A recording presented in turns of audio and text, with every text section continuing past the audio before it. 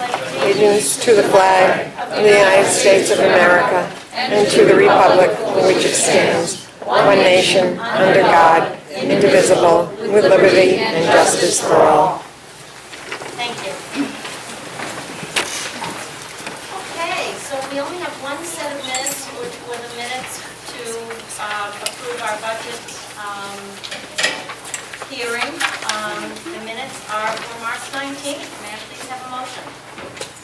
Move we accept the minutes. And a second? I'll second.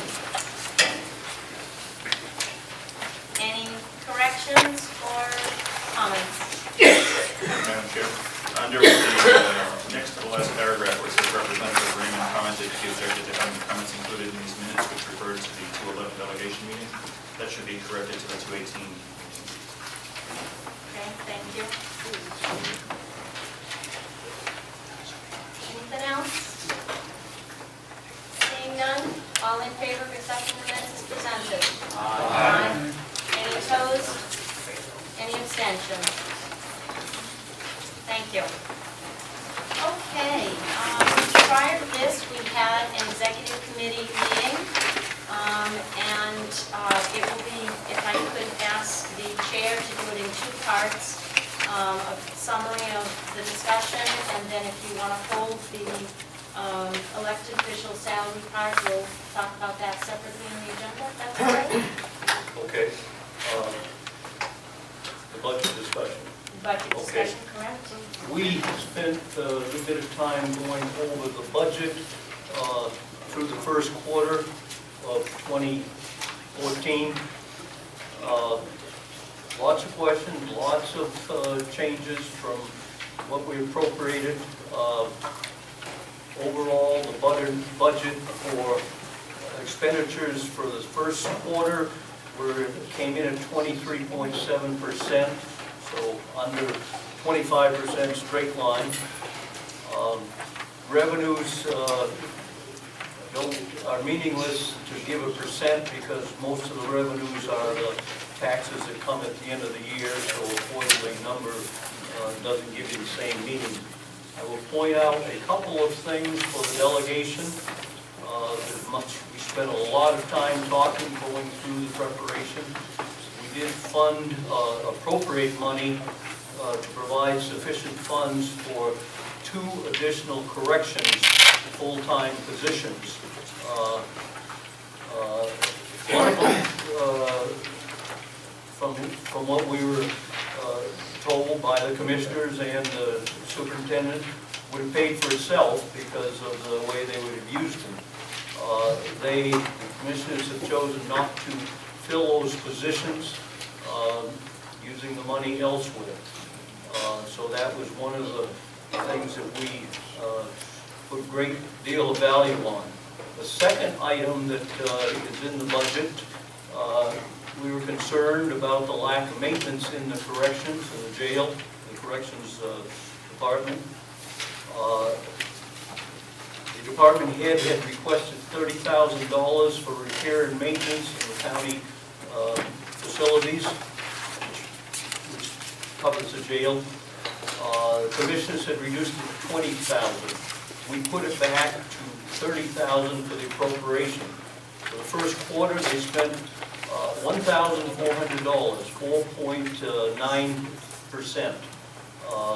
So our desires to provide funds to help the corrections in the county jail have not materialized. So that's pretty much a summary of an hour and a half of deliberations. Thank you. Representative Hewitt. Can I ask, what were the items that we were thinking about at the jail? Well, we weren't supposed to specify. They gave us a whole lot of things. One that we kind of focused on because it was significant were locks for doors. I don't know whether they, part of that 1,400 was there. We didn't get any explanation as to why more hasn't been spent or what the plans are. See, I was just wondering if some of the items might have been things that, well, we did, of course, since we only approved one budget a few weeks ago. We got no explanation. And I would think that the significant lack of expenditure of that would be a ready explanation before we asked. We didn't. Thank you. So in the budget that was approved, the commissioners have moved money 121 times and changed the bottom line of 11 departments. So the money that we have appropriated per purpose has been used for different purposes. And most sad was the amount that we appropriated for the corrections, and that those positions were not, those individuals were not fired and used them. Additionally, the commissioners have funded to the tune of $210,000 more for health insurance than what was voted. So, just to give you a bit more of where we're at today. That's it. Any other input? Seeing none, thank you very much. I appreciate it, Frank. Okay, so there have been a number of questions regarding why this meeting had been delayed, and the Laconia Daily Sun on April 17th had reported that it had been delayed for a budget update, and in the email that had been sent to the administrator, the reason why it had been delayed was because of a lawsuit filed against myself as chair and the clerk. And the lawsuit, there was a possibility it could have increased the budget tremendously, so certainly we could not act upon a supplemental appropriation until we had at what the final budget would be and the lawsuit is settled. So, regarding that, the court on April 16th dismissed the lawsuit against the convention brought by Representative Hewitt, Representative DiMartino, Representative Raymond, and Representative Arsenault, with the finding that there was no violation to the right to know law, also, or as the RSA reads, is RSA 91A.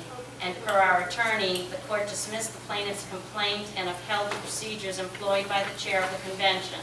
The decision vindicates the procedures employed without exception.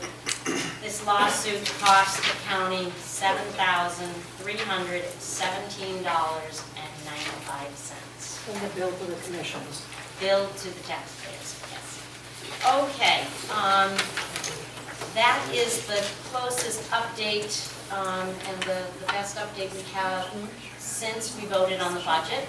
But we are here to hear from the commissioners who gladly could be here. Originally there was a conflict, but that conflict has been resolved, and so they are here. So we are here to hear a supplemental appropriation request, and it pertains to an agreement that they have with one of the 3 unions. So if I could have someone from either the commissioners or Norm give us the cost items and the proposal. Thank you. My name is John Thomas. I chair the Belknap County Commission. As you know, or maybe some of the public does not, this negotiation was, time-wise, it was quite an event.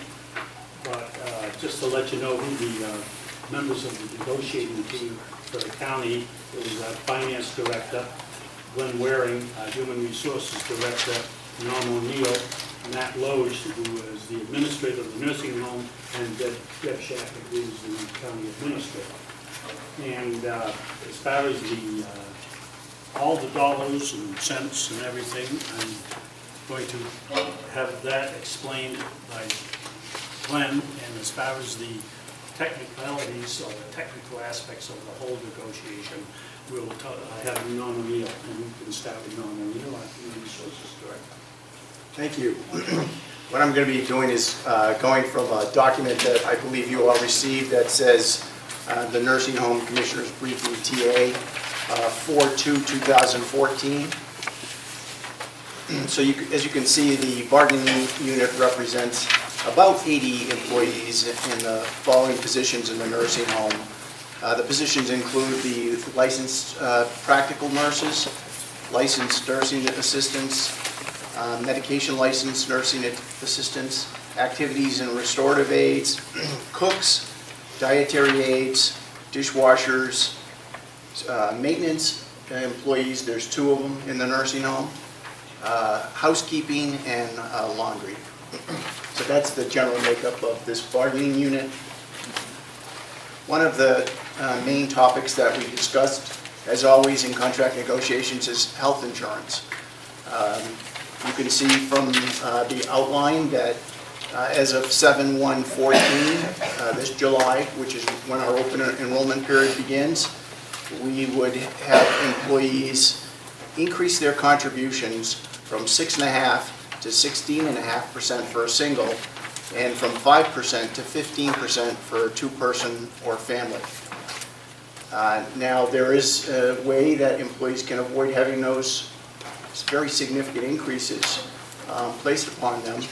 And so employees who participate in at least 3 health management programs that include a health assessment.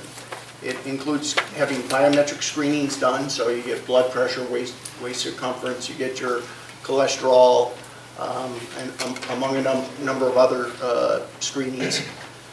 And 1 health awareness activity, which includes either a physical activity or a non-physical activity. It could be an educational program. If you go through, have those 3 components completed within the Health Trust's Slice of Life program, then you can keep your current contributions levels at what they are. So that would be 6.5% for a single, 5% for a 2-person, and 5% for a family. So we've tried to work collaboratively with the union in trying to help us reduce our long-term costs. The wellness program and wellness initiatives generally have good long-term returns on investments, and we've been recognized by the Health Trust for our high levels of participation in both health assessments and employees actually going out and getting their biometric screenings completed. The next component is a wage increase. As of 7/1/14, it would be a cost of living adjustment of 1.6%. Also, we would continue step increases upon successful completion of performance evaluations. So it's a merit-based step increase process. Employees didn't receive a cost of living adjustment last year, and they received none so far this year. The step increases actually amount to about 2.1% in this current contract year, and that's because about 20 of the employees are at top steps, so they won't get any further increases. When you look at those 2 factors, if you combine both the cost of living adjustment and the step increases, over the 2-year period, it would be about 3.7% or 1.85% per year. Next issue that we've looked at that we addressed was joint recognition of need to continue to improve our sick leave utilization. The unions agreed to educate employees on what the impacts of an absence has on the staffing levels in the nursing home and the impacts on services. We've certainly done that, and we've seen a reduction up to this point in sick leave utilization. The county would agree that if we could reduce sick leave by another almost 25% from 52 hours per year to 40 hours or less, then we would allow employees to use sick leave to be able to take care of ill family members within the meaning of FMLA. So somebody who is incapable of self-care within the meaning of FMLA.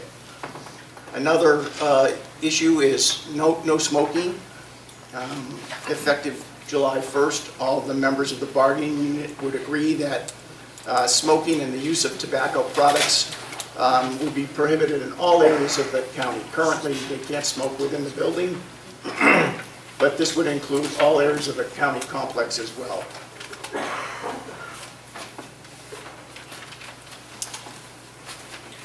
Excuse me. The contract term is for 1 year. There are a couple of other provisions that it would include payroll deductions and the employer agreeing to approve costs annually within 10 days. If you go to the next page, it's either on the back side, I believe it's duplexed for you folks. There's the nursing home contract costs that would be over and above the 2014 budget. And Glenn helped prepare this. If you take a look on the left-hand side, it indicates health insurance, and it was budgeted at about $1,272,449,000. It would increase to $1,539,792. So there's an increase of $267,344.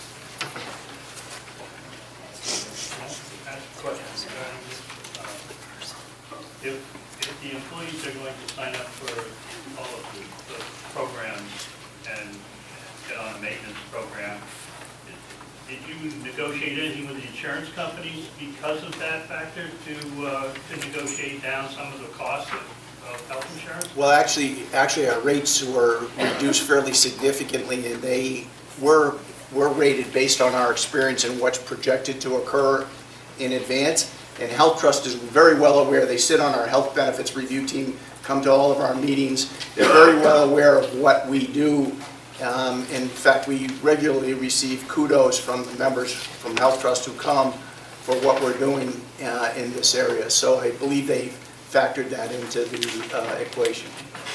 Did they give you any indication that they were actually going to cut the costs? Or Further, no. Apparently, they are well aware of your good intentions, but they're not well aware of reducing your costs. Well, we started out with about a 13.4% projected rate increase, and we're down to about 6.2. It was a 6.2 budgeted amount, and I believe that this model that we're trying to use is something that Health Trust would like to see others use in terms of helping to reduce future expenses. Go ahead.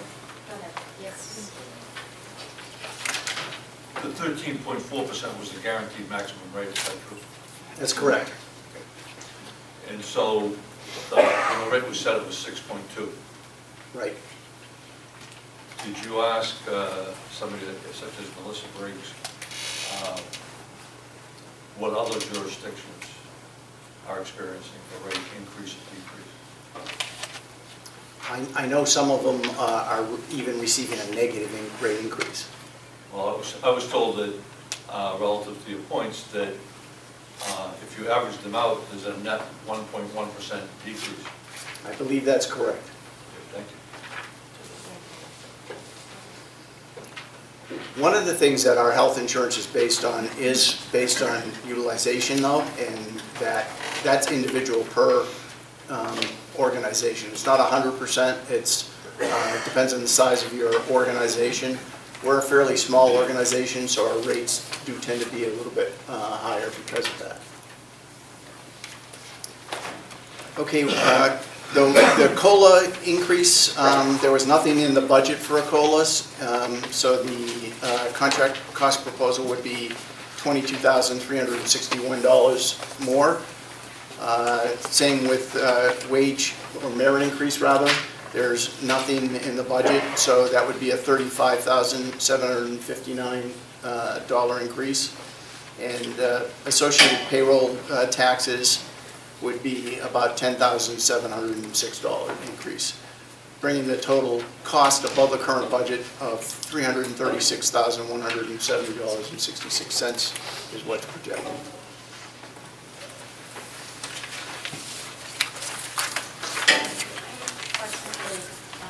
Perhaps the chair of the commissioners, but it may be Glenn or Norm. Based on the health insurance increase here and the fact that the current spreadsheet, the current budget, you've increased the amount of funding for health insurance throughout the budget, the extra 200,000. How does that play into this?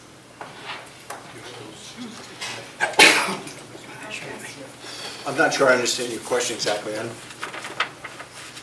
Well, for example, just take one department, if you take nursing home maintenance, for example, we budgeted $25,956, yet the commissioner's budget has $27,735. So your 1,700 round numbers, more has been allocated to that particular department. How does that play into this? The 1.272449 is the total of all of the, would be the county's budget lines for health costs. If you total them all up, you're going to get 1.272449. For all departments? To fund, correct, for the nursing home, Oh, nursing home. correct, because this is all we're talking about is the nursing home. Well, I recognize that. If you could speak to the amount that has been increased from what was budgeted, how does that play into what is being requested of us in this? I think I understand the question, and there is no increase in the amount that's been budgeted. What we're paying is what we are contractually obligated to pay. The delegation didn't recognize that in its budget negotiations. However, we're still contractually obligated to pay it. So it has absolutely no impact on what we're talking about here today. We still have to pay it. That is also in reference to the amounts that were not allocated for some of the things that they were, the amounts that were spent for some of the things that they were not allocated for is to keep us out of court, and to keep these contractual agreements in force, because the money for those was taken away. So I think what we're trying to just focus on is what the additional cost is for approving this nursing home contract over and above what was budgeted. And the point that, as chair of this delegation, I'm trying to convey is that we budgeted and we voted on $2.6 million. Right now, what's allocated is $2.8 million. And if we approve this, we're at 3.1. So we are greater than the commissioner's request for all departments for health insurance than was requested in the 2014 budget. We need to keep the numbers together on health insurance so that we all have a clue of what's going on here. Yes, Representative Hewitt, and then yes, Representative Taylor. Okay, the amount of $267,343.93 for health insurance. Am I correct that is the amount that the health insurance cost is going to increase due to the contract? Yes. So that the difference between what Representative Wurzman was talking about with the $1,272,449, which is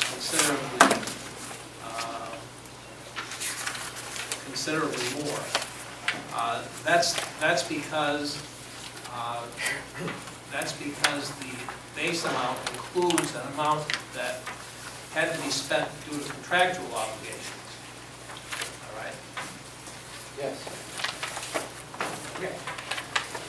Thank you. Representative DiMartino and then Representative. Guess I'm a bit confused, so help me understand where you're coming from, the numbers that you presented in the beginning. So I'm confused, so just help me. I'd be happy to do that. Thank you. So I simply took a simple Excel spreadsheet and took the health insurance that we voted The per delegation department. goes. We, the delegation, Yeah. voted, and that amount was $594,925. Then last week, we received a budget from the Commissioner's office, from the administrator, and if you take the amount that was allocated to each of those lines, absent anything we do here tonight, that amount is $2,804,844.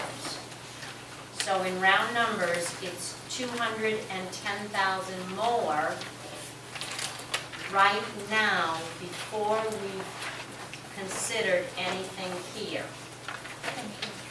Thank you. No, Representative Tilton, then Representative Wood. Representative Freeman. Oh, I apologize. I did not see you. Any more? I guess I do. Catch me on Eyes the- behind my head. No, I'm going to fit two questions. One, I don't understand who's covered by this. You listed all of these, and there at the top of your memo, it says 80 employees.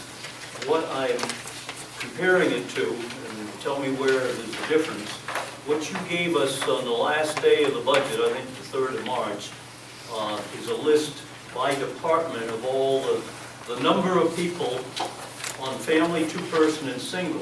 And in the whole nursing home, I get 38 on family, 33 on two-person, and 26 on single. That's 97. Who in the nursing home is not covered by this contract, other than the administrator? Nurses, not LPNs, LPNs and LNAs, but registered nurses are not covered. The other department heads aren't covered. Okay, registered nurses are not in the union, but they're in the nursing home on health care.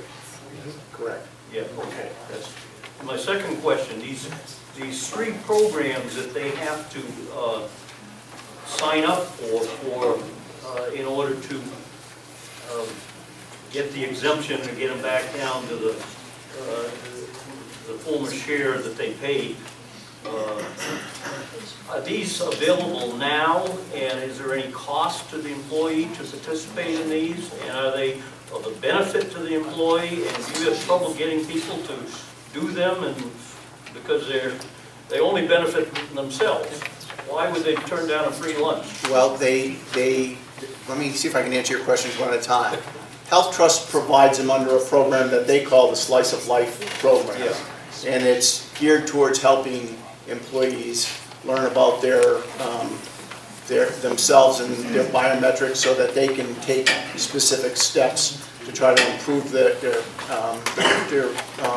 quality of life, really, their health and wellness and well-being.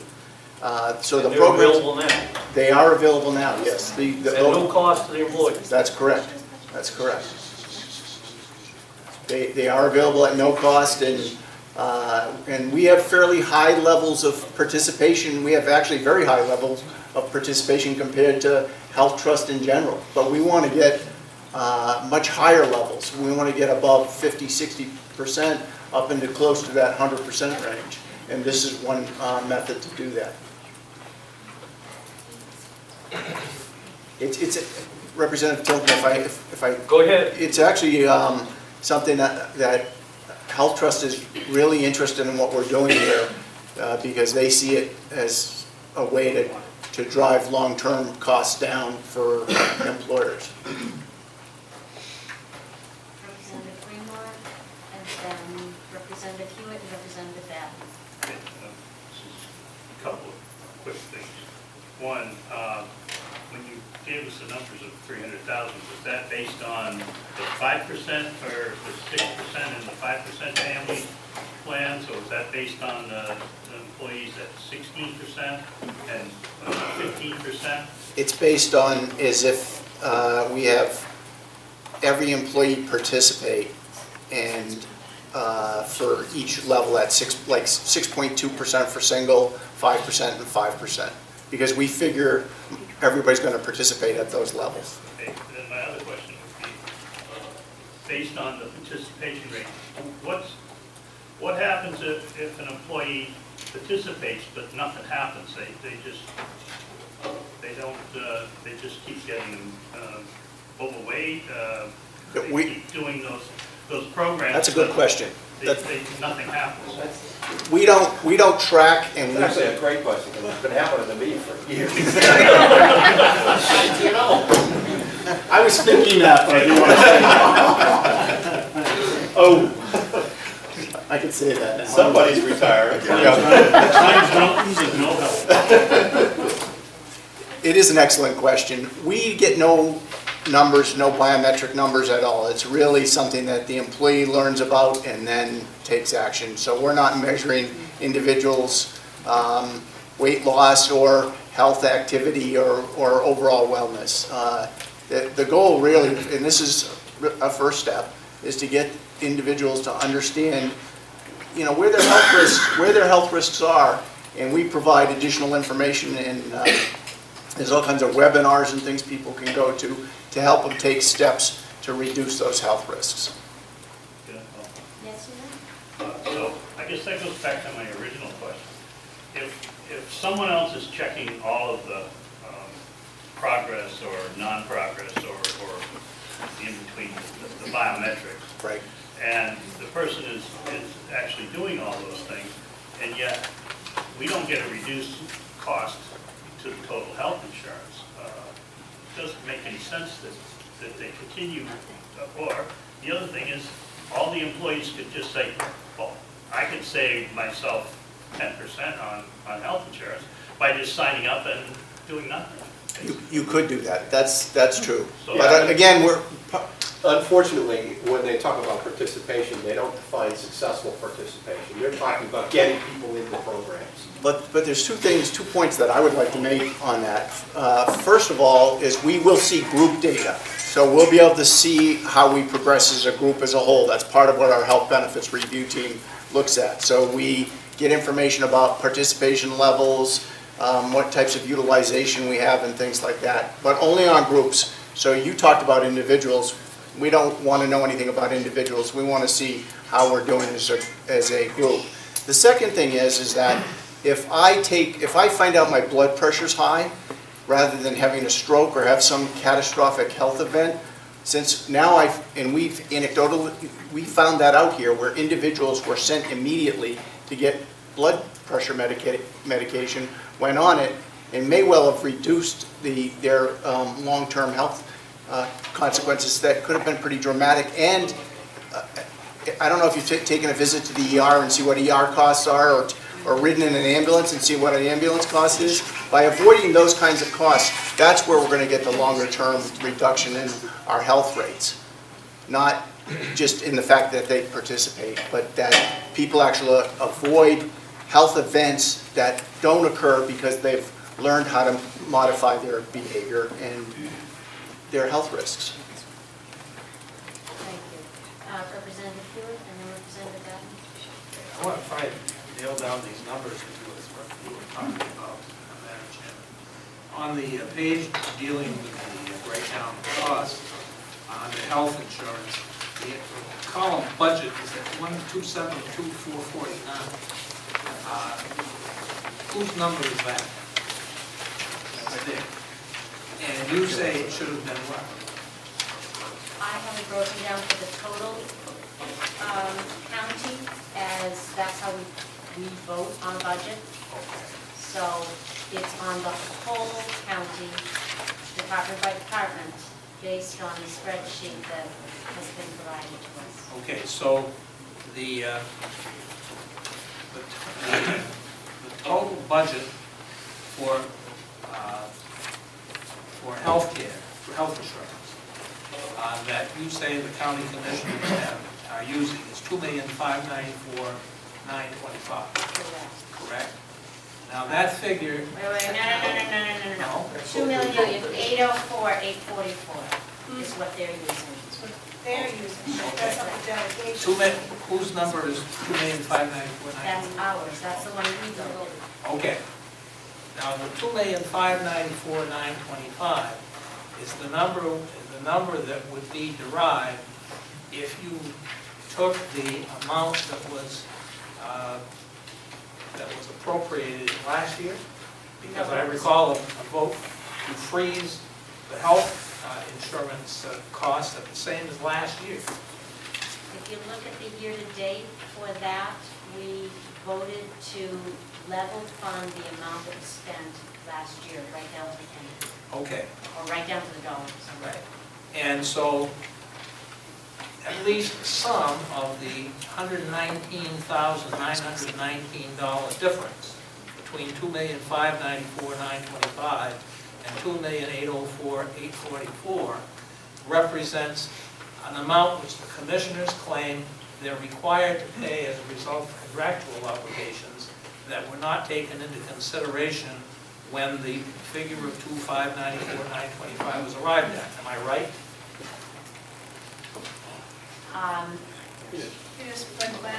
Let's clarify. When we vote on an amount for a specific purpose, it is an amount for a specific purpose, and it's up to the commissioners to take those funds, using it for that specific purpose, and allocate it based on the departments. That's how it's done at the state, it's how it's done in general government budgeting that I'm aware of. Okay, but if the amount that's appropriated is less than the amount which is legally obligated to be paid, then the county commissioners have to violate the contract by not spending the money required by the contract. Or That's make correct. weights, or make position adjustments, that's another option. Okay, so in other words, they have to lay people off. It, however, that's not our job. Our job is to appropriate money. But this is a public hearing for the public, so can we drill down to the final numbers? Okay, that's what I'm trying to do. Spreadsheet. Is this whole discussion about the $2,594,594 and $2,804 has nothing to do with this contract? No, that's correct. It would, as I understand it, it's in addition to this contract. Right. The $267,343.93 is what the contract is going to cost. Let's ask the administrator's office, Glenn. Let's. To clarify the numbers, because this is a public hearing for the contract of the nursing home, the budgetary number that you see of $1,272,449 is the total of just the nursing home group health line within each of the departments, only for the affiliated employees. So if that department has non-affiliated employees, it is not included in this number.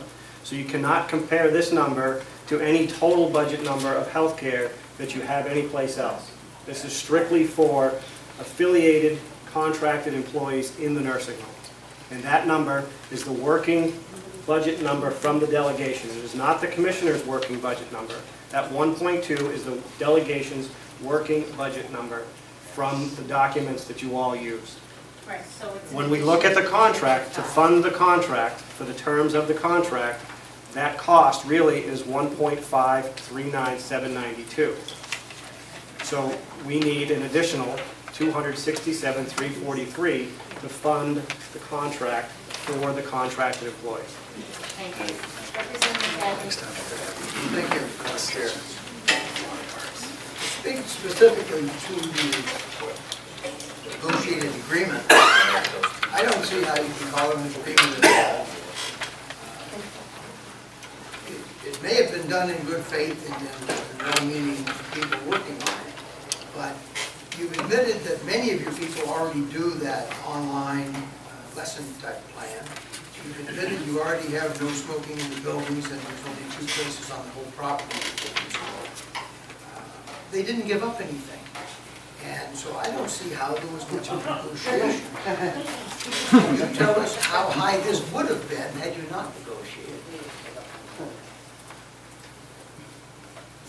Can I tell you what? How high the price would have been had there been no negotiations? In other words, what did the negotiations do as far as dollars? They would ask for higher COLAs and things like that probably if we hadn't negotiated. But we did negotiate, and this is where we ended up.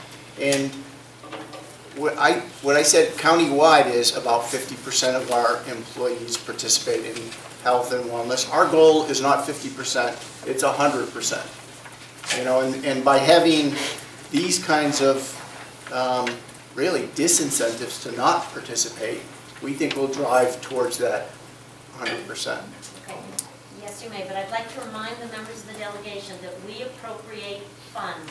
We do not approve this negotiation strategy. So when we come back to the table, it is to approve the amount, and the commissioners have clearly shown that they are going to do what they want with that amount. But our responsibility is only to appropriate funds, not to affect the negotiation that they have undergone. Yes, you Madam may. Chair, I'll speak to that point. Follow. I'm trying to understand what was negotiated, and I can't see the value. I mean, as I read the newspaper articles and the things that I read tonight, there is a statement made that if they go online and do this, if they do a couple of other things, the total time involved would probably be less than a couple of hours. They can save 10% of the price of their, going from 5 to 15, or 6.5 to 16.5. They'd be saving 10% of the price of the healthcare program. Many of these healthcare programs are approaching $30,000, so they'd be saving $3,000. I'd work pretty hard for a couple of hours if I could make $3,000. I don't see that they gave anything. These are things that were free to them already. So I'll put it that. I'd like you to explain that if you could. Okay. Do you? No, well, there's apparently no forthcoming answer. Okay. Representative Freeman. I have a question regarding the now contract compared to this contract with healthcare. What happens if there is no change in the contract? What is the cost of contract as negotiated prior compared to as negotiated now? What's the change? You mean if we stay in status quo? If you stay status quo, there's going to be a cost. If you take this if we agree to this contract, what's the difference between those two figures?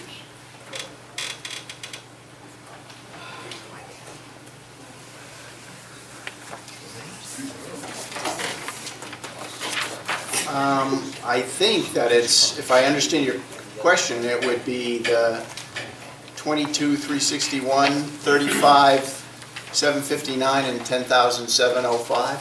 Is that what you're asking? No, you stated that with this contract, it's going to increase in the nursing home by itself $300,000 of total cost to the insurance program only. If we No, that included wages and merit steps and associated payroll costs. If nothing was done to the current status, where would the dollar figure be? Would it be the same? Would it be higher? Would it be lower? It would be lower. How much lower? 336, 170, 66, I think. No, it's more in the 70,000 plus range, because we're going to have to pay our health insurance increases. Anyway, now, that's assuming that everybody participates in the program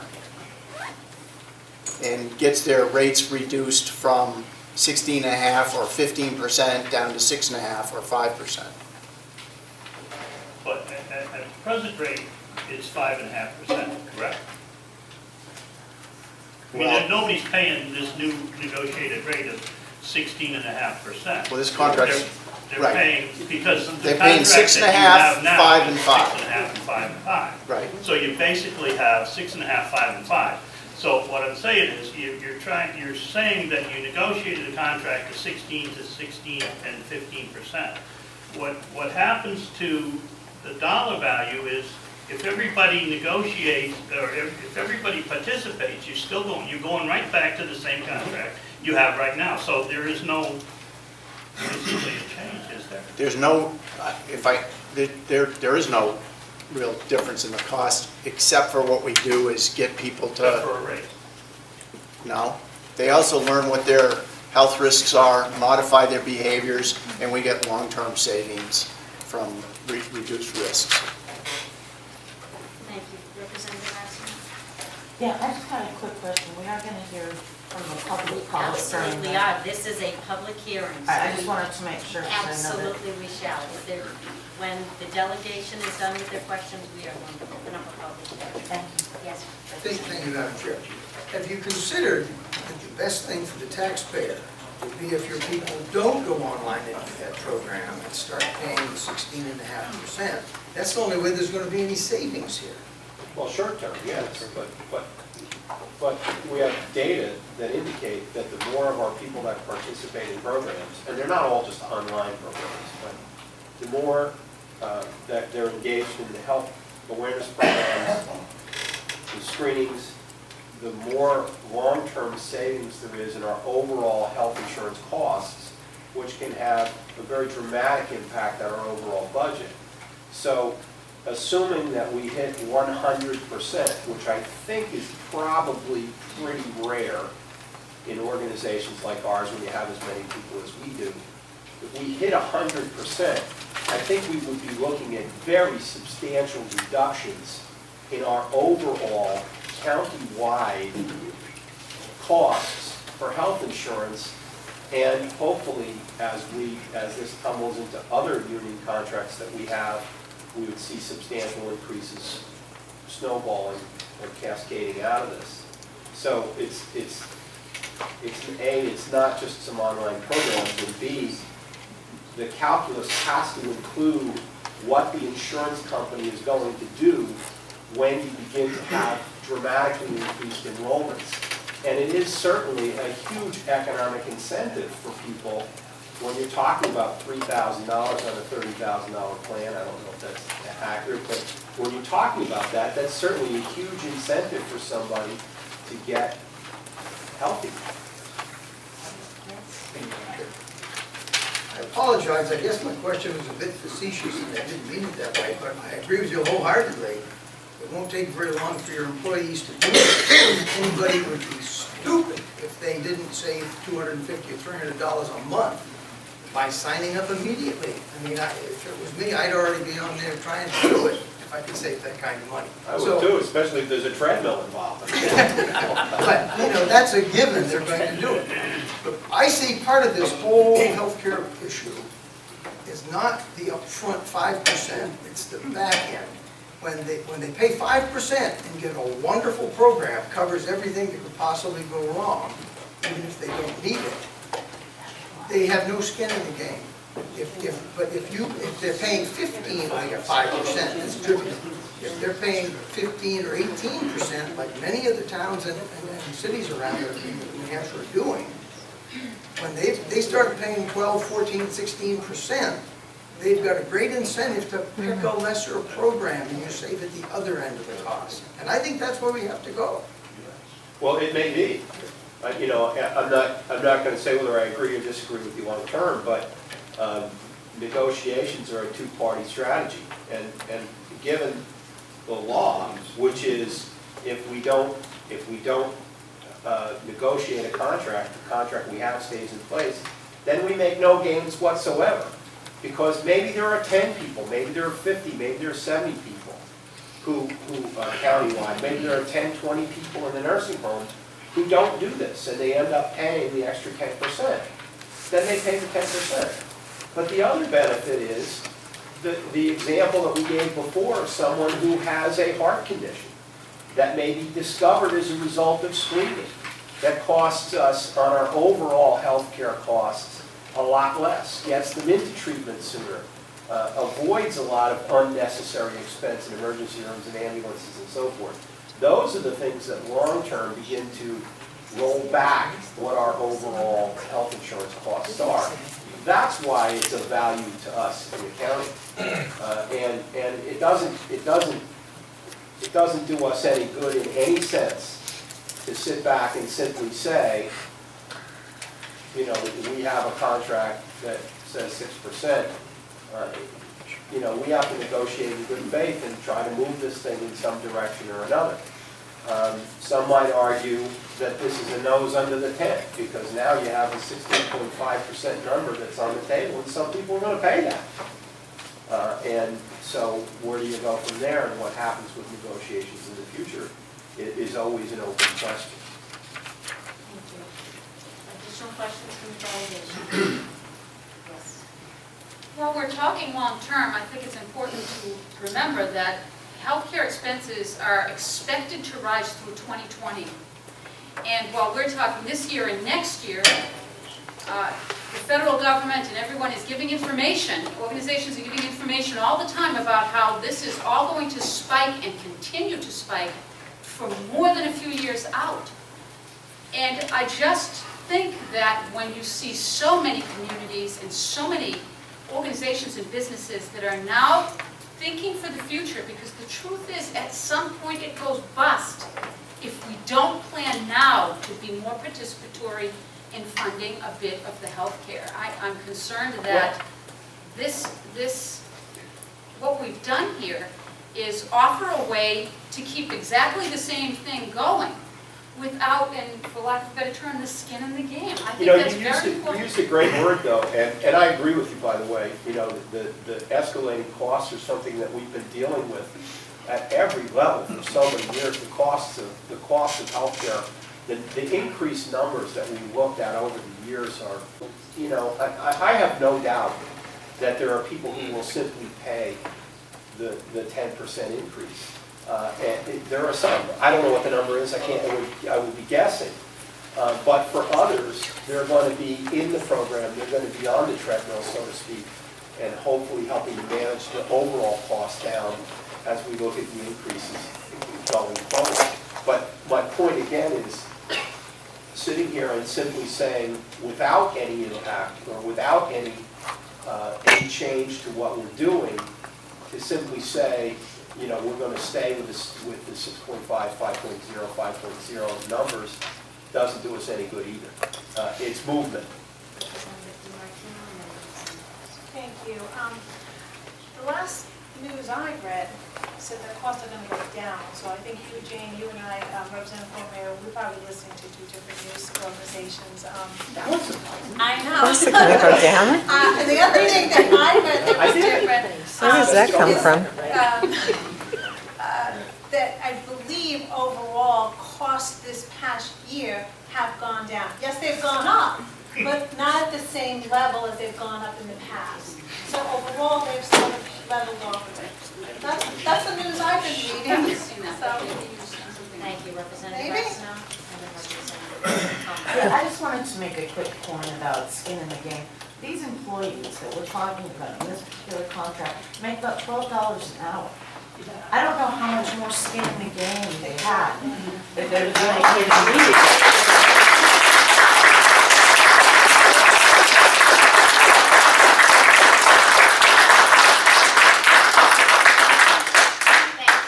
So that's the unemployed. Representative Comfort and then Representative Comeau.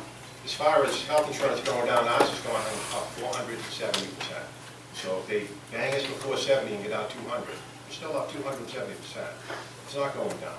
It's going to be skyrocketing out of control. Mine actually, Wait. my business actually went down. Right, mine did. Excuse me, can we maintain? Also now, I just want to clarify the long-term cost. The long-term cost for this program is not that the insurance company is going to assess the cost of healthcare for, say, this county complex and then lower the rate. The long-term cost of what you're talking is that things that could happen. I mean, for instance, blood pressure pills are not going to make your blood pressure go down if you don't do other certain things. Correct. Okay? Cholesterol pills, for the most part, make a lot of people think, hey, I can go back out for breakfast now because my cholesterol is low. And if anybody's gone into a shopping mall lately, you would see that obesity is a huge, huge problem in this country. So my question is this just your future cost? Are you just talking about going to save on ambulance, going to save on open heart surgery, or is the insurance company going to adjust because you're living healthier? I think it's both.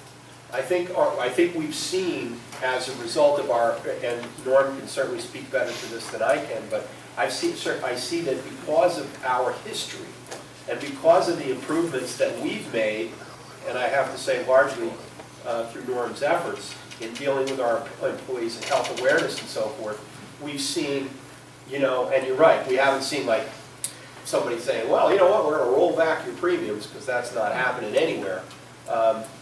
What we're seeing is that the premiums are going up less. The other thing to remember on the skin in the game comment is this is the only benefit that we offer. Many towns that have higher contributions offer on other benefits to their employees. This is the one our folks get. And we do a lot to try to manage what the health insurance increases are going to be and awareness. You're right. I mean, you don't have to wander far, Representative, to see, what obesity looks like and to see what, bad health habits look like. And so you can understand, I think, what the insurance company's motivation is to get counties like Belknap to bring all of their people into more healthy programs and so forth, because the amount that they're going to have to pay out has to be less if we get people healthier overall. And they're willing to adjust their premiums based on the history that we have and based on the involvement of our people. So it is on the ambulance and the heart medication cost. That is certainly a big part of it, but it's also the adjustment to our modifications based on what our history is and what our participation is. I hope I got that right. Yeah, the one piece I would say is that it's not just about taking meds to address the situation. It's about getting educated about how you can modify your lifestyle, diet, and other types of things. So there is that kind of information that's provided as well. Thank you. Without objection, I'll take this last question and then we'll all right. Yes, follow-up? No, I guess my only concern is when you're in Concord, you realize that you cannot legislate common sense. And you can't force people to help. That's why we put a price tag on it. Yeah. But one question that's a complete oxymoron to this is that I see that the employees are running around doing their thing, and now there's no tobacco products, so they don't get to sneak out and have a smoke to calm themselves down. Are they going to be able to use e-cigarettes? Because that, again, just telling them they can't smoke at work is not going to get them to quit smoking. There are different ways of leveling down the smoking. Yeah, we talked about that. This says tobacco products, so. So they would be able to sneak out. We sneak out and have what? E-cigarette. Yeah, it doesn't specifically say you can't use e-cigarettes. That's something we'll have to be addressing if there's any kind of health issues in the future. It's just a way to step down from tobacco. Right, It's right. a step down process. And that's the goal. Thank you, Representative Comeau.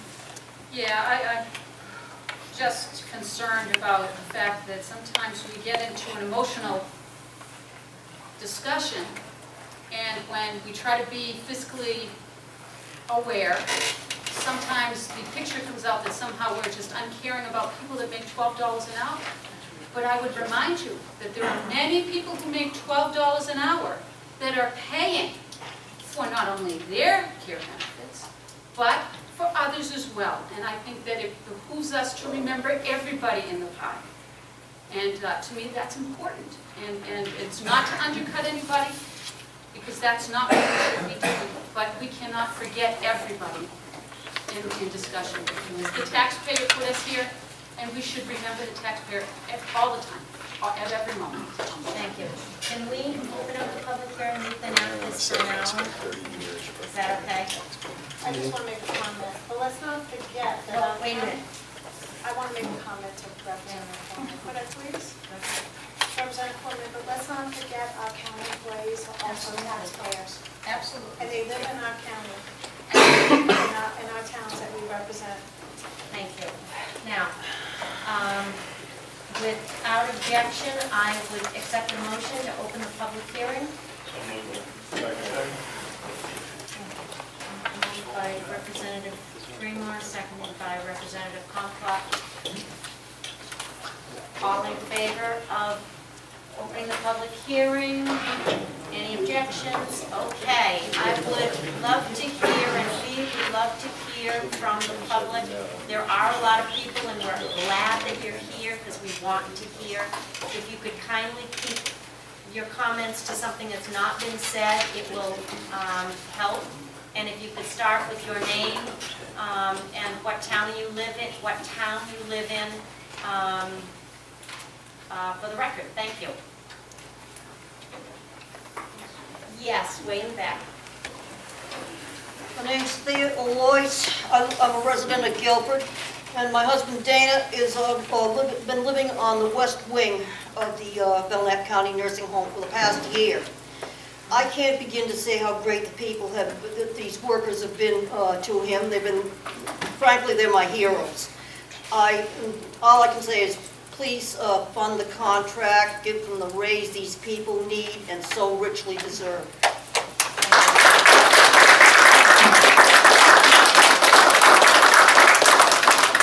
Yes, sir.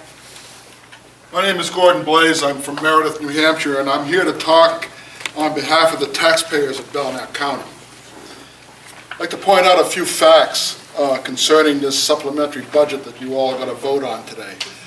I believe that the taxpayers of Belknap County, through our convention, has given the commissioners the resources to give all these people a raise. Unfortunately, the commissioners have chosen to use that money for other things, like the 91% pay increases over the past 5 years for management pay raises. Now, I think that with taxes the way they are, you read in the paper that someone wrote that, gee, it's only $2 per family, but that $2 never goes away. It's $2 forever. And the gas tax just went up 4 cents, and your property taxes are going up, and your income taxes are going up. Right now, depending on your tax bracket, people, I want to point out to you that 40 to 50% of everything you make goes to pay taxes or fees for government services, and that's a statistic. Also, I'd like to point out that the people in this nursing home, who I know personally work real hard, deserve a raise. But I think the raises should not come from the taxpayers. It should come from a reduction in the management salaries of the Belknap County Commission. The taxpayers are tapped out, okay?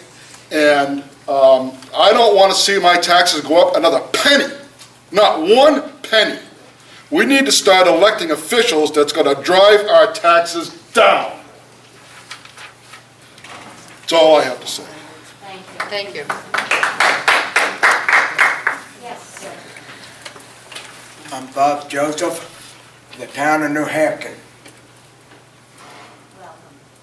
I used to work with the Belknap County Nursing Home employees for many years through the agency nursing that I used to work with. I want to say that any member of this board, this delegation, someday you just might be one of these residents in the Belknap County Nursing Home. And you might be alert, and then again you might not be alert. But how can you look up at somebody and say, oh my God, I didn't give them a pay raise? 1.6% is nothing. Nothing at all. These people work hard day in and day out. A lot of the state services throughout the state get 5-6% raise, in addition to step increases. We're going to only give them 1.6%, that's not even at the rate of inflation. These guys work hard, each and every one of them, taking care of family members. Maybe someday one of you got a stroke and your family can't afford to put you in a private nursing home, they bring you here. They clean your bodies. Nobody is exempt from having their bodies cleaned. Everybody at some point in life is going to end. And the quality of care is mandated by the quality of people we have. And the only way you're gonna have quality people is to pay them good. They're also the lowest paid nursing facility in the entire state. That includes Glencliff, which is far better paid than here, and a lower income per capita than any other area in the state. We are in a very wealthy area. And this gentleman who says, I don't want to pay any more taxes. Could we please address I'm the sorry, chair, Betty. sir? Sir? We have to. Sir, can you, we're not Okay. going to take personal Today, you don't attacks. want to pay any more taxes. But you can write those taxes off on your federal income tax. When you combine them with all of your other expenses, you can write those taxes off. So why not give those taxes that you would be giving the federal government to the county employees? Keep the money in New Hampshire where it belongs. These people work too hard to be insulted by the large majority of the delegation. And one more thing I want to say. Somebody once made a comment at one of the delegation meetings last year. They said, oh, but this is our meeting, saying it's a delegation. You're wrong. Every meeting you have is our meeting. We, the county home resident, the citizens of this county, the citizens of New Hampton, Laconia, Meredith, no matter where you are, this is our meeting. This is our area, this is our county, and I say, don't forget it.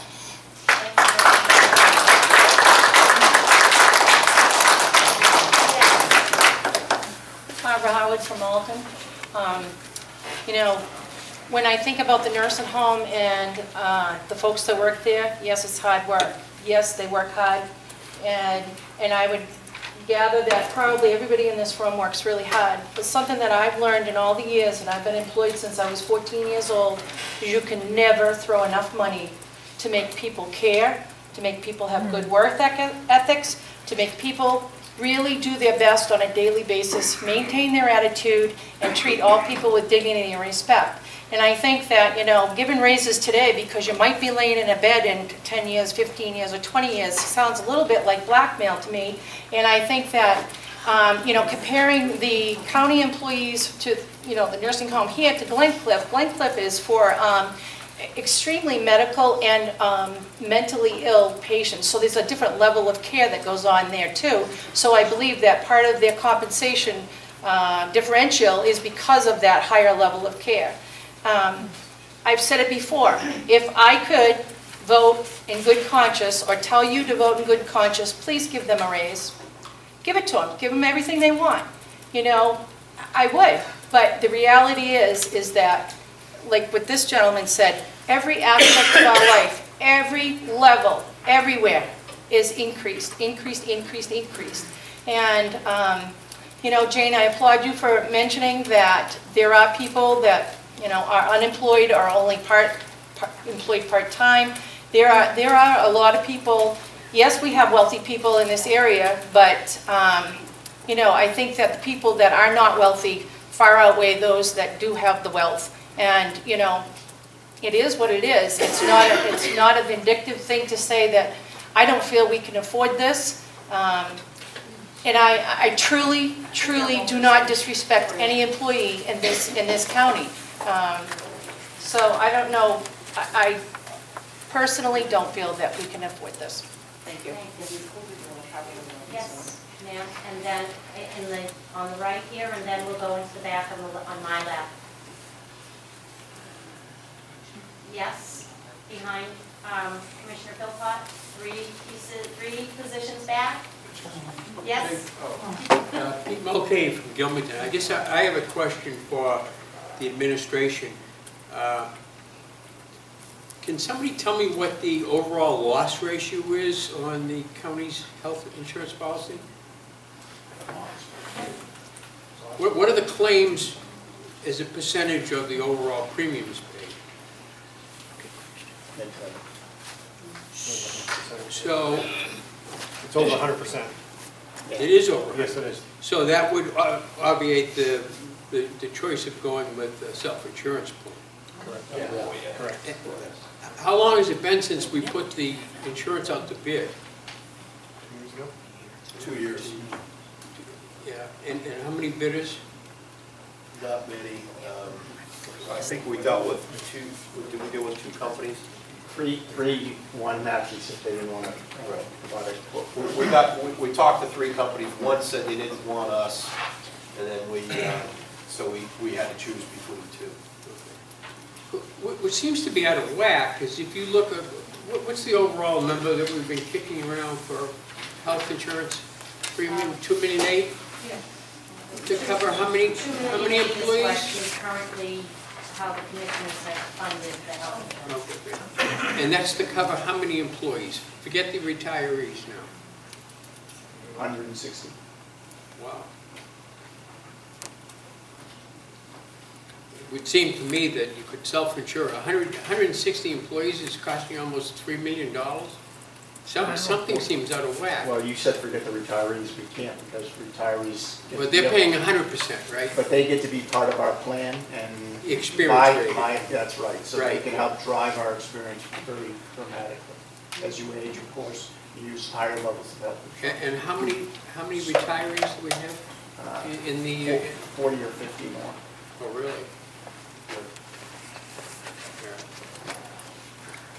It just seems to me that for close to $3 million, we got to be able to insure a lot more than 130 employees. Something seems 160 employees. 160. Something really seems out of whack, and I don't know whether we're getting a bum deal from the insurance company, or we need to go back to the marketplace to rebid it. We got an estimate that would have been higher from one of the other health trustees this year. So Yeah. it's not a big. I mean, It's a limited market.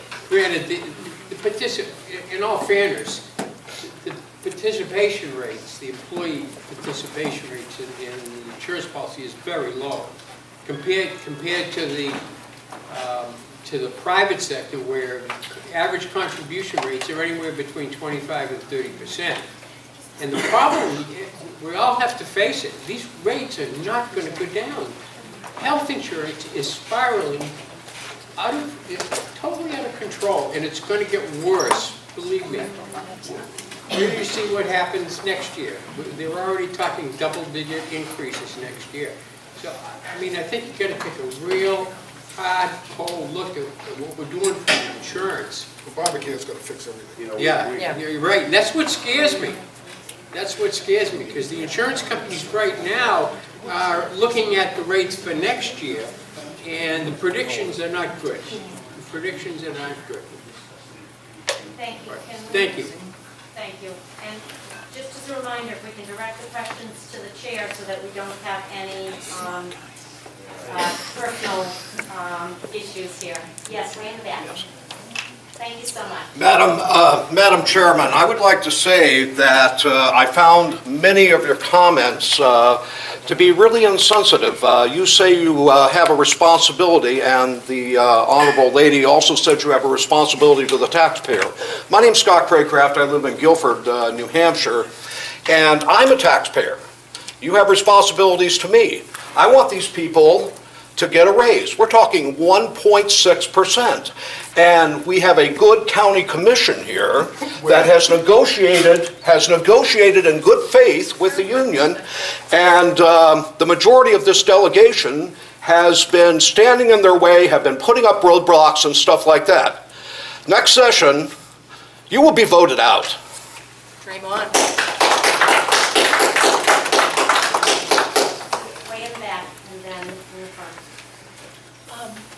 My name is Ellen McClung. I live in Guilford, New Hampshire. And my experience through my life with nursing homes is that it's everybody's boogeyman. It's everybody's nightmare. Oh, I would never want to end up in one. Oh, I hope I never have to put my family in one. And these people work hard. It's a hard job on a normal day. I worked in a nursing home after high school when it became very abnormal when the swine flu went through, and I saw patients die, boom, boom, boom, boom, boom, all around the place. these people work hard. It seems that with people's general attitudes toward nursing homes, this is not the optimum place to work. And these people are putting in something special, and we can't even give them a raise? Come on. We gave them a raise, maybe we took one. Yes, it is. I'm Paula Tromby from Meredith, and I'd like to say that actions speak louder than words. So when you say, you know, I really think they are great workers and they're worth all of that, but we just can't afford it. Well, your actions speak louder than words. So by not giving them that, you are disrespecting these people. And it's the same whether you work for a private industry or if you work for, the county government. A raise gives you some sense of, oh, they like the job I'm doing, and I feel better, and even if, what are we talking, 25 cents here? That is insane. So I of course would like to see them get their 1.6% raise.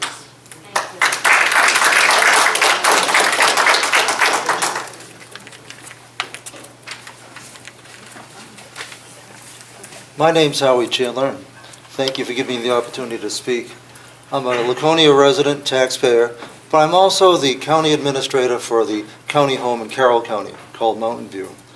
So I'm pretty much attuned to the dynamic that you have as delegation and convention vis-a-vis the commissioners. But what I'm hearing is that you're not seeing, as a group, the entire picture. The budget that you have here at $10.7 million is some $1 million less than what you might expect. You have a very efficient operation here. You're running it very tightly. And it gives you the opportunity to do different things. If you think that maintaining quality by keeping good people is expensive, Belknap County had the experience a few years ago to find out exactly how expensive it was to not have quality. You have a great staff here. Incrementally supporting them and keeping them is a great investment. Essentially, you are the board of directors of a $11 million corporation, $11 million in expenses. You have to decide what's best in terms of the corporation, which ultimately is going to support the shareholders who are the taxpayers of Belknap County. If you cut corners in the wrong places, you're going to not only hurt the staff. This isn't about you versus the staff. The staff are not, the staff are your asset. You have to maintain and nurture that asset in order to keep the corporation going. And at 1.6%, that's relatively small. I understand the frustrations you have with how the insurance part is set up. And there's no easy answer to that. But your real goal is, how do you keep this place running? You have 103 beds.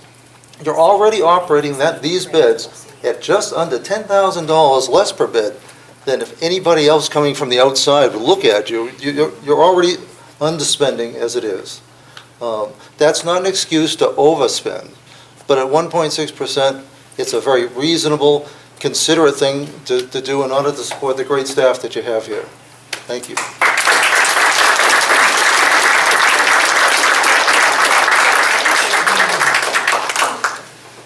Anybody else like to speak? Yes.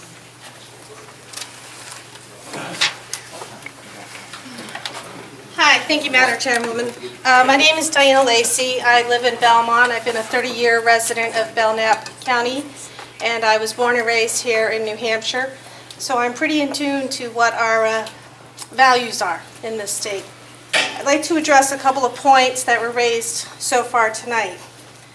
One of the delegation said, have you considered what is best for taxpayers? Have you considered it may be best if they just started paying more, meaning the employees, and saving taxpayers more money right now? Yes, sir, I have.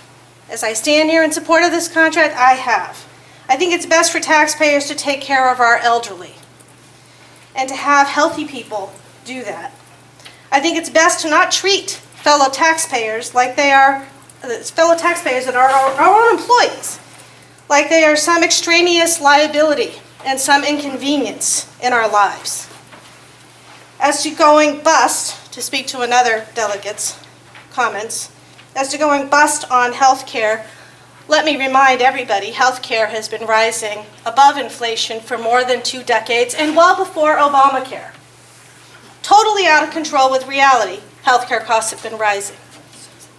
We all live or die by the access of healthcare we have. I want our employees to have good healthcare, and I want them to be healthy. The number one way to lower healthcare costs, which all experts seem to agree on, is to get healthier. So therefore, I commend the policies that are incorporated into this contract. They are working hard at making those commitments, and changing our lives is pretty important. Many of us already have the ill effects of poor health habits. Cost sharing.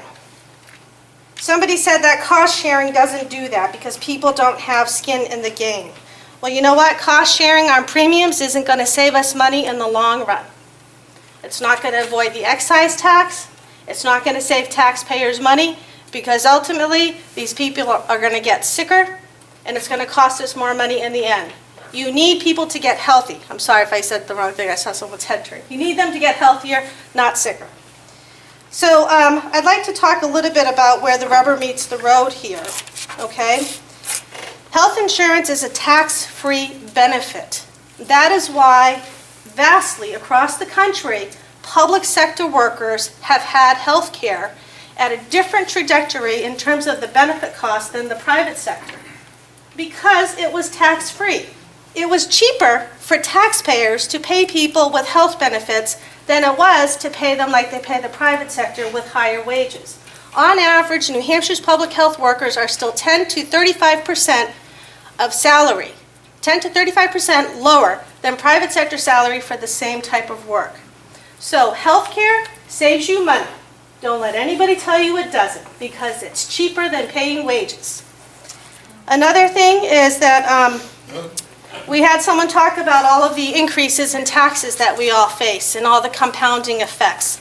It's true, we live in a wealthy part of this state, a very wealthy part of this state, but the wealthy don't pay their fair share. So we have. Here's my $2 as a taxpayer. Here's where my rubber meets the road. I will pay my $2, and I would bet that most people in this room would pay their $2. Give these people a raise, please.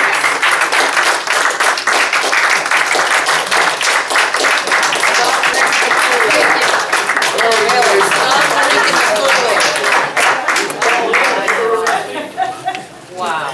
Nobody's going to touch that hot potato. That was a bit dramatic. Okay, is there anyone else who'd like to speak? Yes, please. You better keep it honest and go see the administrator. My name is Tanya Phillips, and I'm actually a worker at Belknap County Nursing Home. And your community? I live in Canterbury, New Hampshire.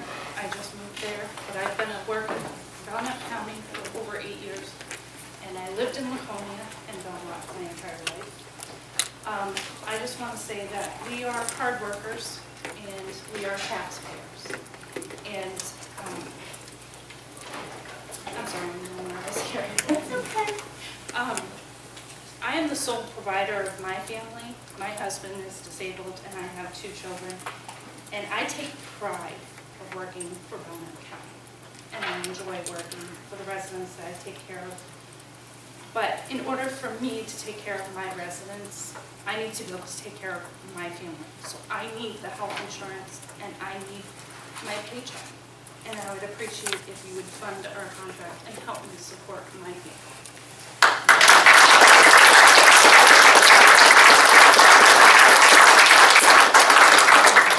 Well, is there anyone else? And all of the discussions Sir, with numbers. sir, is there anyone else who'd like to speak before I let you speak again? Is there anyone else who'd like to floor first? Way in back, yes. My name is Mary Frost, and I live in Guilford. It won't take me long to say what I have to say. I'm hearing some well-thought-out rhetoric, and I hear people with different ideas. That's what makes us tick, is the different ideas. And I'm wanting to say in response to those who say, we can't afford this, we can't afford not to have this, in my opinion. Thank you.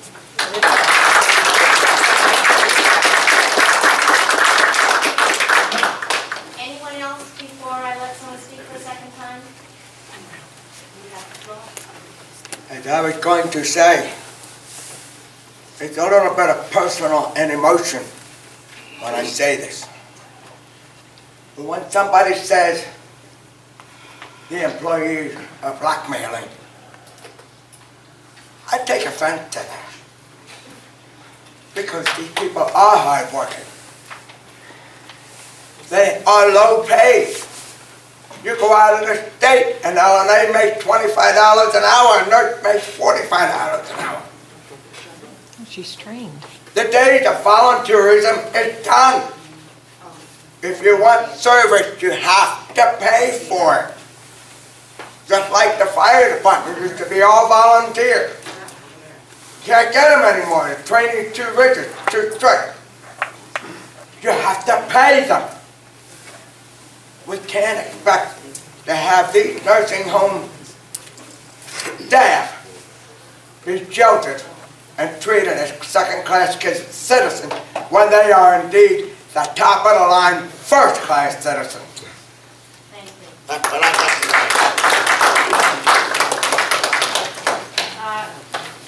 One here and then Wayne. Has anybody been to the grocery store lately? Enough said. Give them a raise.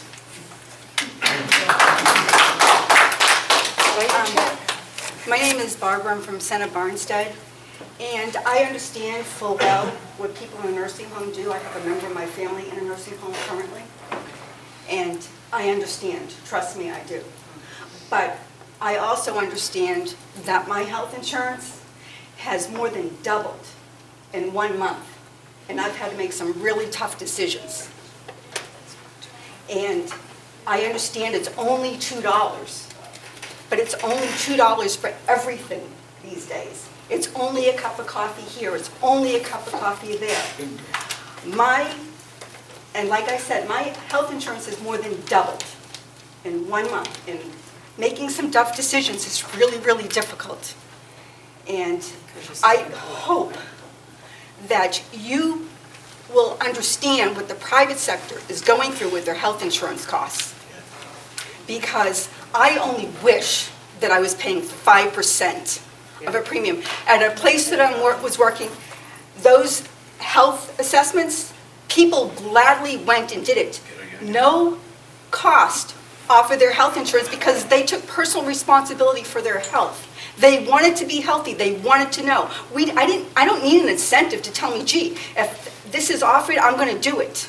Because I'm interested in my health and because my health is important to my family. So please take into consideration what the private sector is going through with their health care costs. Thank you.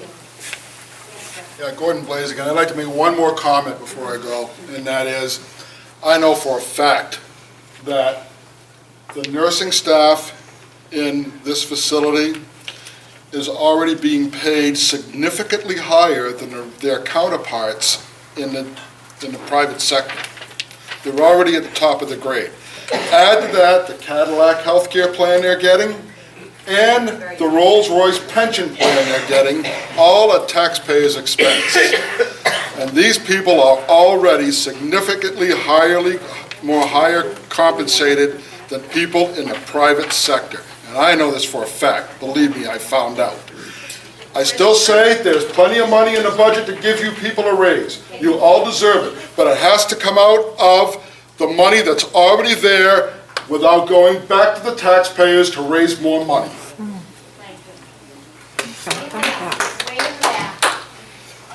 Just so everybody knows that every LNA in this facility is licensed. And your town? I'm Teresa Tardy. I'm an LNA here at the Belknap County Nursing Home. I live in Guilford. Guilford, thank you. And just so everybody's aware, we're all licensed. We've all been trained. We haven't gotten a raise in 2 years. Okay, which, if you think about it, how are we going to pay our health insurance? How are we going to pay for our groceries, our gas, our housing? Please direct your comments here. So think about it when you say, well, they're not licensed. Well, they get paid more because they're licensed. And taxpayers. Well, where do you think the taxes come from? Us. We pay taxes. So therefore, if our wages in here, our taxes are gonna be here, because we can't pay that and pay our utilities, our gas, our housing, and provide for our own families. And no, we're not the highest paid, just so you know. Oh, yes, you are. No, we're not. Comments here and one at a time. Believe me, I know. So anybody who says that we don't deserve a raise, I will gladly take you through my day, come work with me for a day, and then you can tell me that I deserve every penny I get on a daily basis.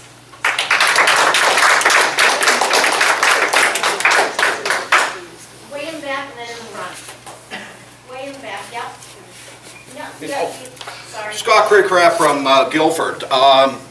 Nursing home employees work really hard. We're not talking about the Taylor home here. We're talking about the people that can't go to the Taylor home. And as been mentioned in this meeting, we are a very wealthy county, okay? And I have to agree with what was said a little bit earlier, that the rich don't pay their full share of taxes around here. And the thing is, we have a delegation that seems to favor the types of people that could put their parents in the Taylor home and not care about our lesser citizens. And you've shown that throughout this whole unbelievable process. And again, I say, we have a good county commission that has has bargained in good faith with these employers, and half of this delegation, and they all belong to the GOP, have been putting up roadblocks, especially you, Madam Chairperson. Thank you. Yes. So, Barbara Howard again. When I work in the private sector. So I pay my taxes that pays the private sector employees. I also pay for the patients who are on Medicaid and are being cared for by the employees. So, how do you think I might feel when I hear that, gee, someone who's getting paid with my tax dollars can't afford to pay her groceries or can't afford the cost of living increases and such. In the private sector, we don't get a guaranteed step and track increase. We don't get a guaranteed cost of living increase. We do not get that. And when we do get a raise, They're worthless. so, and my question is, was there or was there not a cost of living increase last year to the county employees? No. The year before? No. Yes? In 2009, 2012, it was 5%. 2011, which was 2% CPIU and 3% step. 2011 was 4.55. The prior year, 3%, and 2009 was 8.2%. Okay. So in the private sector, they did not get that. And I'll tell you, my husband's self-employed. And, every year is less and less work available. And FYI, in New Hampshire, if you are self-employed and you don't work, you don't get paid. End of story. You can't collect unemployment. There's nowhere to go for help. There's nothing to do. You get more resourceful, you cut back, and you do what you can do to cut back. And that's why, and I'm telling you, I work with people who are low income. I know that people are suffering out there. It's great to stand here and say that we are living in a rich county. I don't buy that. That is, to me, foreign language to me. And if they're not paying their fair share in taxes, we have a whole other world of problems. Go to Governor's because they are all paying taxes the same as all of us. Thank you. Yes, there's that. Madam Chair, just a point of clarification. This morning, in preparation for this meeting, I reviewed the 10-county comparison of wages. And Belknap County is actually the only 4 counties that pay less are Coas, Grafton, Carroll, and Sullivan. So contrary to what's been stated, the people here are not overpaid at all. To the private sector. And compare that to the private sector, of which I'm very familiar, and also in the not-for-profit sector. The county system is roughly about 20% less than what you're going to find if you're in the competitive, very, very clearly. So the people here are not overpaid.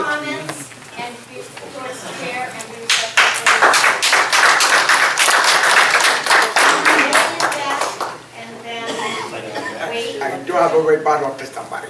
Thank you, Madam Chair. Again, Diana Lacey, Belmont. I just wanted to say also that the difference between what happens in the private sector and the public sector is in the public sector, the private sector gets to come to these meetings and tell us that we don't deserve our health benefits or we don't deserve raises. But in the private sector, the public sector workers don't get to go and talk to all of the employers or the business owners and say, we don't want you to make a living. We don't want you to get a raise. What we do is we have to go and try to get services and shop that way, but we don't ever get to go say, we don't want you to make more money. And I think it is really a sad, sad commentary on our society that private sector workers feel it is so important to come and try to keep down people who are trying to earn a living and feed their families. What in God's name has happened to us in this society? I didn't hear anything say I'll answer that question. I recently read, just a few days ago, that on average, public employees are making 20% more than their private sector counterparts. On average, nationwide. 20% more. We're going to start wrapping this up. Yeah. Is there anybody who has not spoken for the first time? Okay, last question. Somebody made the comment that the Belknap County employees are higher paid. That statement is incorrect. And I can say that because I worked as an agency nurse, going all the way down to the southern end of the state, as far east as Rockingham County Nursing Home, and as far south as Manchester, and as far north as Franconia. They're on the bottom. I don't care what this person said or where they got their information, but I'm just saying that fact was wrong. I've traveled in a lot of facilities. Yeah, they had to work more, they had a heavier load. But the average LNA, once you get out of here, is making $15 to $18 an hour. Even in Merrimack County, next door, they make more money than Belknap County. There's something wrong with that picture. Thank you. Okay, I think, are we ready to close the public hearing? I would accept the motion. Please change your motion. So I make a motion to appropriate. Raise and appropriate the funds in the amount of Yeah, I got the wrong page. $336,170.66. Do you accept that modification? Discussion on the motion. Yes, Representative. Yeah, actually, about 11 o'clock this afternoon, I talked to the city manager in Laconia, and I checked with him fairly frequently, because that's who I represent. And I represent not only the taxpayers of Laconia, I represent the people of Laconia. And they might be two different people. Anyway, when I left his office, because he mentioned that if I vote for this tonight, he's going to start tomorrow morning looking for $50,000 because it violates their tax law for me to do that. And when I got here tonight, and after listening to the discussions, I'm going to owe the city manager of Laconia an apology because I didn't tell him what. I told him I wouldn't vote for it. And I'm afraid I've changed my mind. They do need a raise. And I gotta tell you, and as long as I've got the pulpit, I can say this. The raise of $22,000, $22,361, even coupled with $35,759, there isn't a person at this table that would deny to Belknap County that particular money.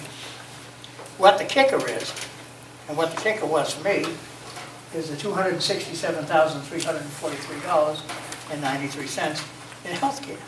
Because that is, to quote the vernacular, a chunk of change. But I'm ready to tell the city manager that he's going to have to start looking for $50,000. Because ultimately, we'd have to pay that.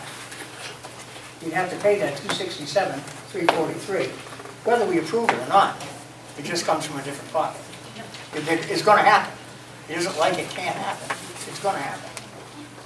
The thing that they're not going to get is the $58,000 raise. So that's where I'm at. I changed my mind. I am going to vote for that.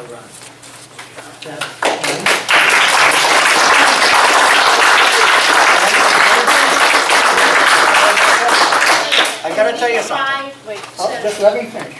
I won't take another minute. And that is, I can tell you, because I represent them all, that the people of Laconia know exactly how to fire me in another year if they don't like what I do tonight. There you go. Okay, additional discussion. Representative Tilton and then Thank you, Madam Chair. I also represent Laconia, and actually that 50 is going to be 70,000. Laconia pays 19% of the budget, and we basically have our budget right now at Laconia's tax cap. So what Laconia will do is, when they look, that means go to another department and cut back whatever it is. I think it's 71,000 actually. They're going to the schools, they're going to the firemen, and they're going to cut back. Recent headline in the Laconia paper was that the schools, and Representative Arsa would know, had to cut 2 spaces because of the tax cap. 4 positions. 4 positions. And that's, without going back. So next time, probably firefighters. Doing a little bit of simple math. That $2 still has an IOU on it. $336,000. Very simple arithmetic. There are 60,000 residents of Belknap County. That amounts to $5.60 per resident, man, woman, and child. So that's, so if it's a family with 3 or 4 kids, that's $5.60 apiece. Taking it another way, the $336,000 is to go fund the contract for 80 employees. And we talked 1.6%. Well, 336 divided by 1,000 divided by 80 is $4,200 per employee. Now, not much of it's in the pay raise, it's in the health care.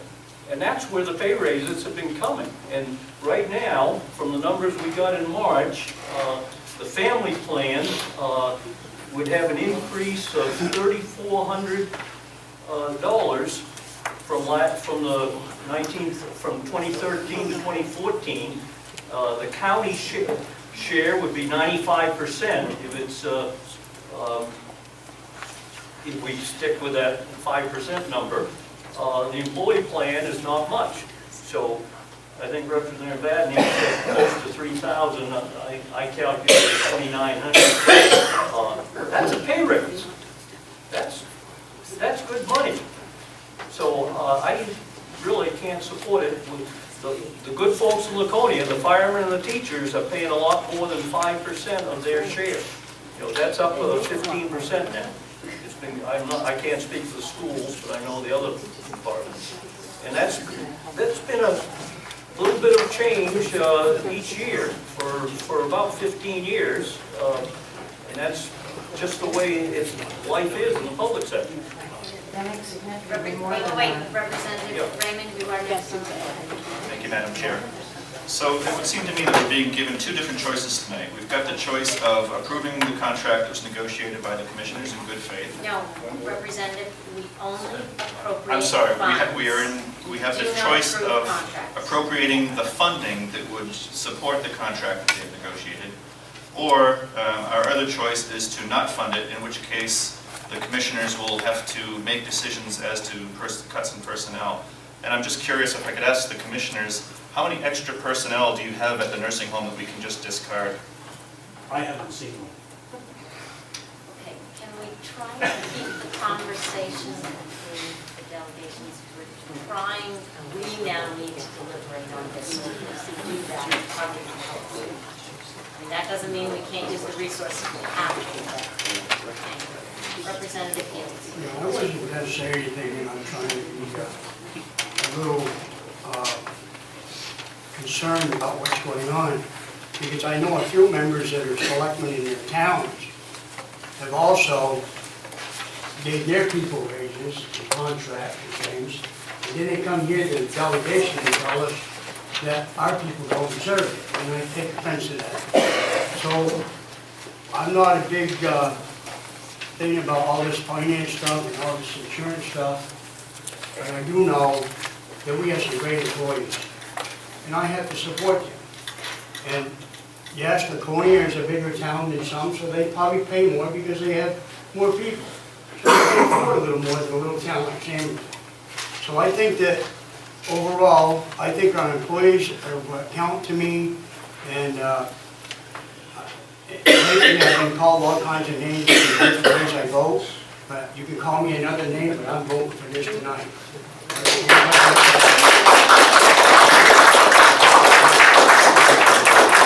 A couple quick points. I think that if the delegation were truly anti-employee, we would not have voted the longevity and sick pay laws. I think it's a question of affordability, and I think it does go directly to healthcare, but not 1.6%, which is pretty nominal. I just wanted to say that in addition, I'm not sure everybody is aware of the fact that on a Cadillac plan in 2018, we're looking at a 40% surcharge. And if people do not consider that when they formulate policy, I don't think that they're doing their job correctly. Thank you. Others first? Yes, Representative Wood, and then I'll go back to the When the numbers started getting thrown around a few months ago concerning health insurance, I too sat down with the city manager. It's true that the average contribution of employees in Laconia has increased. The average isn't quite 15%. There's all kinds of things involved because the rate of contribution wasn't just decided by the city council and imposed. It was a result of negotiations between the city manager and the unions representing the employees of the city of Laconia. The contracts that resulted from those negotiations included a lot of moving parts. The increase of the contribution that employees make to the health care program is not the only thing that was negotiated. There were pay raises, there were changes in benefits, there were all number of changes that were made in the contracts to enable the city to be able to approve of these contracts. And one of the considerations in the negotiations pertaining to health insurance was that they were dealing on a long-term basis, understanding that in 2018, Cadillac plans are going to be taxed at a rate of 40% when they pass a certain level, somewhere in the 30s, $30,000 or $36,000 range. I don't remember that. It's a long time ago that I spoke to the city manager. But this isn't something that's just been imposed on the employees. So we can't just say, well, we shouldn't approve the money for this contract because everybody else is doing it the other way. We have an obligation to do the right thing. Yes, the county commissioners are in charge of running the show here, and they are going to have to, over the next few years, enter into negotiations to make sure that we don't wind up having to pay the Cadillac plan tax. But that's going to require some give and take, not only by the employees, not only by the county commissioners, but by us. We don't operate in a vacuum. I've seen here discussion of the amount of money being spent on healthcare being more than what we appropriated, when in fact we appropriated less than what the county commissioners are contractually obligated to pay. So I think that it's not an issue of can we afford it. I think we have to afford it, and it's not a question of the Laconia tax cap. I represent the people of Laconia too. And I think that vis-a-vis the amount of money that would be involved to the individual taxpayers in Laconia, if the city council, for example, broke the tax cap and had it paid by the citizens in their tax bills, it's almost there, and it's something that we have to do, and I think we need to do it right away. Thank you. Shame on you.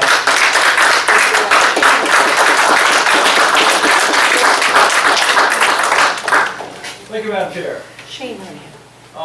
We have a motion to appropriate funds, and as we know, we appropriated funds to solve some problems at the Corrections Department, and despite that appropriation, that money has not gone there. So even if we do approve these funds, we have no assurance that it's going to go to the good people that deserve it. We just have to trust the management team, the commissioners, and I'm afraid we have already seen how far trust will go. And come November, I guess we'll get a settlement on who's right and who's wrong. No, wait a minute.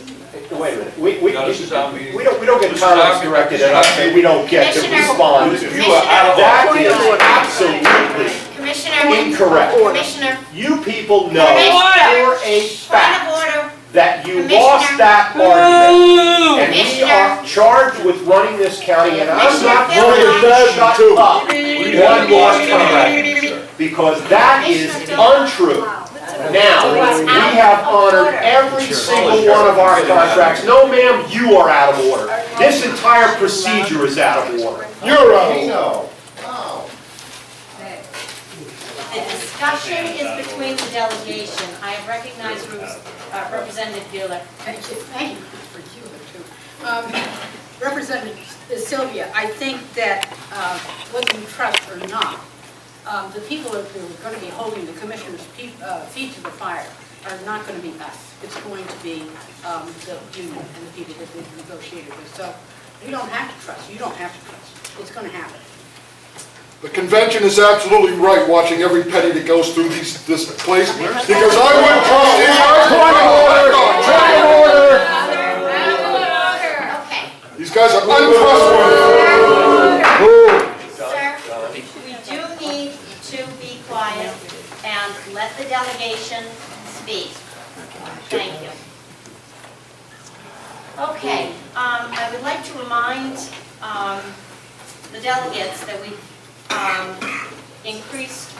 approved a budget that increased the amount to be raised by taxation by 2.7% in the budget we passed on March 4th.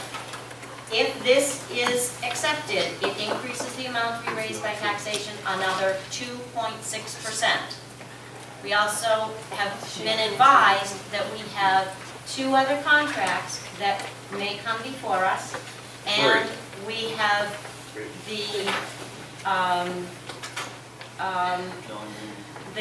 the jail issue that is still incredibly expensive and looming in front of us.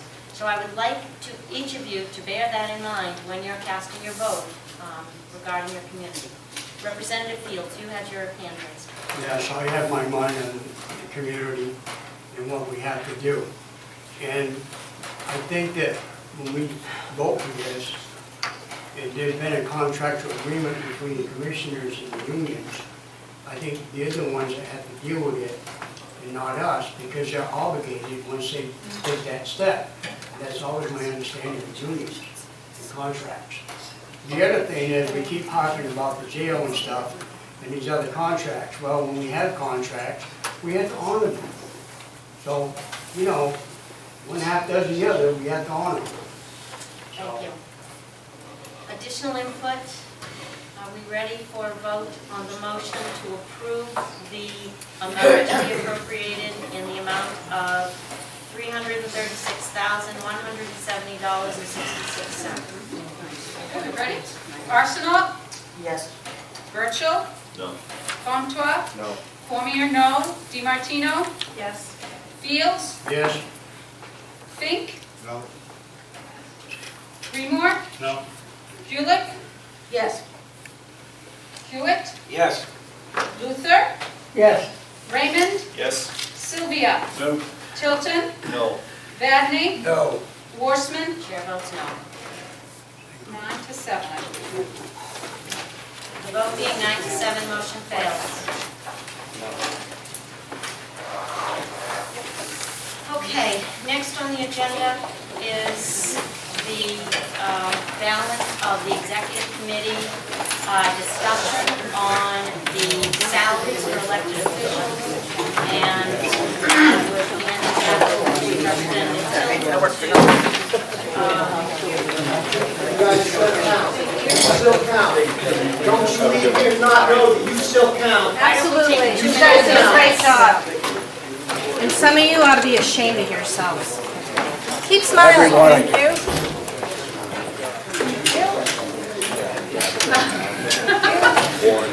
Okay.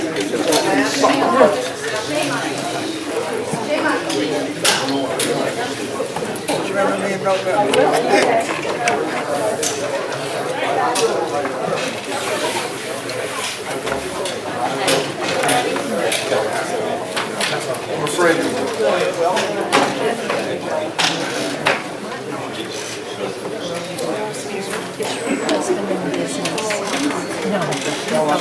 Do you know Jim Dowd, D-A-U-D? He spoke very highly of a Mr. Landry, and I thought in business America. Where is he from? Well, right, I don't know. Right now, he has a store on Main Street in Laconia. He's a shoe. Jim, D-A-U-D. I don't know. But Actually, my husband is deceased, and we were from Rhode Island, and we moved up here 12 years ago. So he didn't have a business? well, he had a nice cream business down here. No, but he meant No. All right, well, I'm going to... What is your name? I met you through Mark. Bill. Oh, that's right. And you should... And what's your last name? Anderson, okay. Is he going to run? Who? Mark, not for... Really? I don't know. For selection? No, or for rep or something. Oh, I don't know. I didn't hear anything about that. I didn't, I just got... All three of them.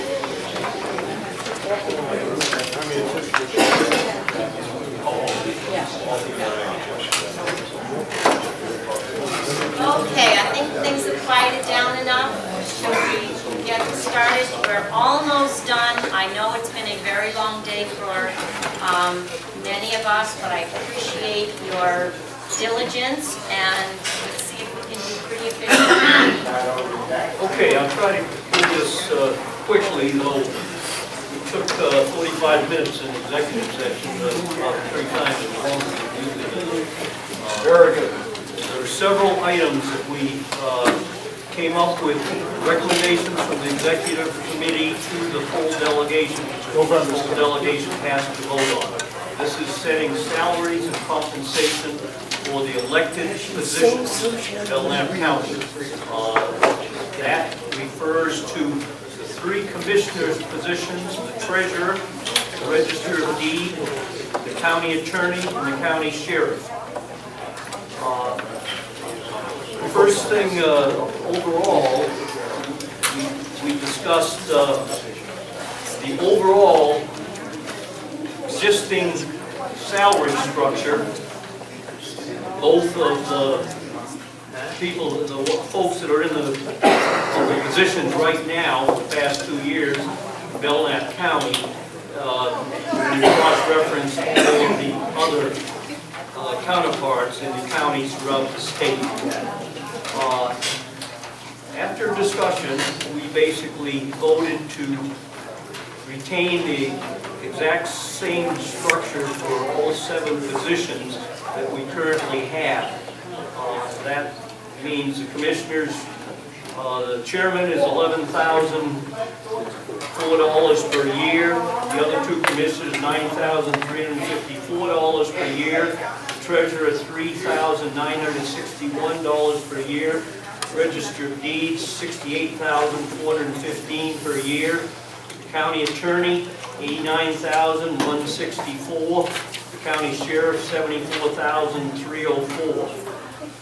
I'll comment. We did just look at the comparison. The registered deeds, county attorney, and county sheriff are all in the top 2 throughout the state. We actually looked at, is it appropriate to keep that same position? It was determined after discussion that we have good people.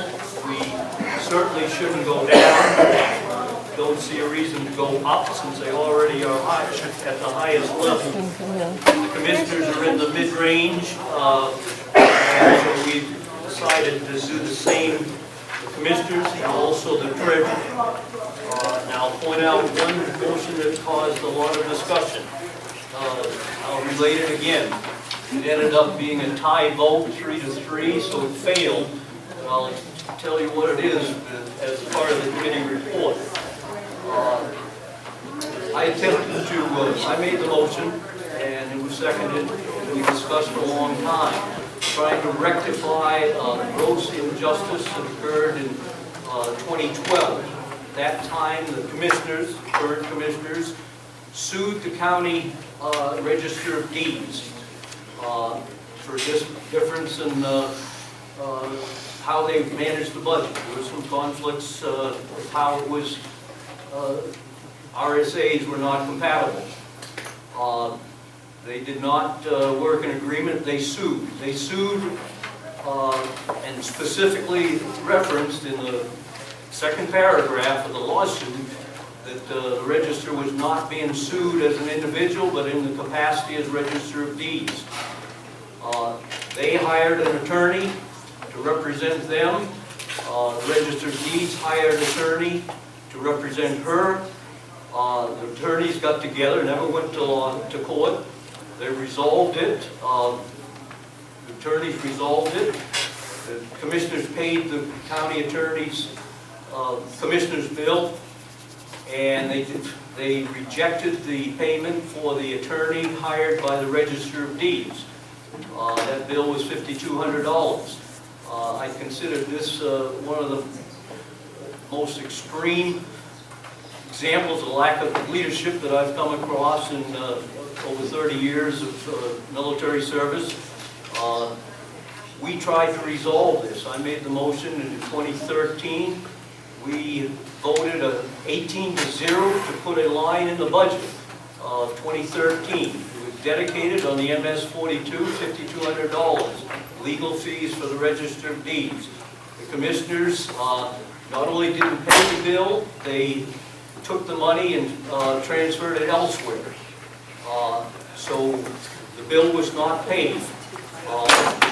My motion today was to raise the salary of the Register of Deeds $3,000 in each of the next 2 years and reduce the salaries of the 3 commissioners $1,000 each in each of the next 3 years.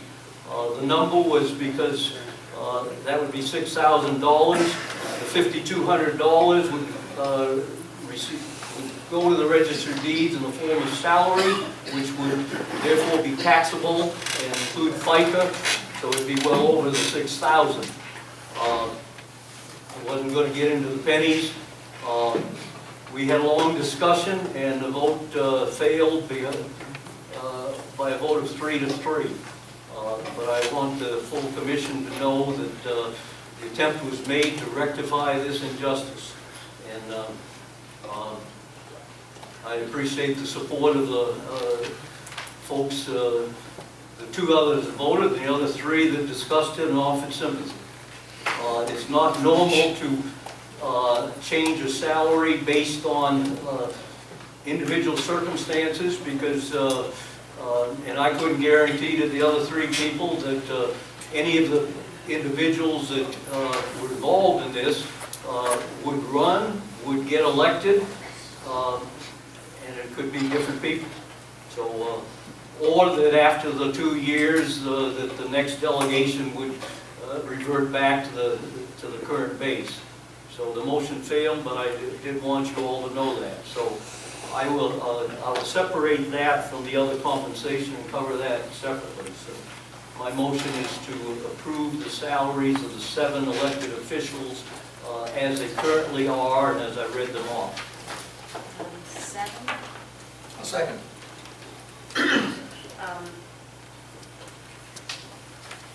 Three commissioners, treasury, registry of deeds, county attorney, county sheriff. Thank you. Any additional discussion? Well, the only other piece that I'd like to mention with your permission is that we had discussion about, we have 3 positions here in Belknap County that are the highest paid in the state of other counties, which is the county sheriff, the county attorney, and the registry of deeds. To some significant... The county attorney is second by a couple $1,000. Merrimack is slightly higher, but they are the highest. How we got there, that's prior delegations. They're good people. I do not think it appropriate to try to go down, even though they are, paid high. They do a good job, and I certainly not want to send the wrong message. And that was some of the discussion that the executive committee had. So it was pretty intense and we examined it as best we could. So the recommendation and the motion on the floor is to approve the salaries as they currently are for the 7 elected positions in Belknap County. I will second that. Or is there a second? I thought you motioned that. Okay. Yes, When I Representative. look at this sheet that we have here, it's saying highest paid. I don't know how you think somebody from 10.5 and we're paid 11.4 that is so high paid. We've been 9.8, a couple thousand more than everybody else. I mean, it's not like they're making $1 million more than everybody else. So for me, I don't get the gist of that at all. Representative Fields, I don't recall those positions being mentioned. I know you don't. Positions are you talking They're about? right here. That's what you got here. Right on your sheet. Please. What I said, Representative Fields, was there are 3 that are highest or second. They are the registered deeds, the county attorney, and the county sheriff. The deeds and sheriff are the highest. I understand what you're saying, but I'm talking about other counties. They're not a heck of a lot of difference. They are Not the a heck of a highest. lot. The sheriff is 74.3, the average is 62.5. There are bigger counties. The deeds is 68,000, the average is 55,000. The attorney is 82,000, 89,000, the average is 80,000. That's all I said, that's fact, it's not saying anything. I didn't say it was a fact. Okay. I'm just saying we're not overpaid a lot, heck of a lot more than most. Is there okay? additional discussion? Seeing none?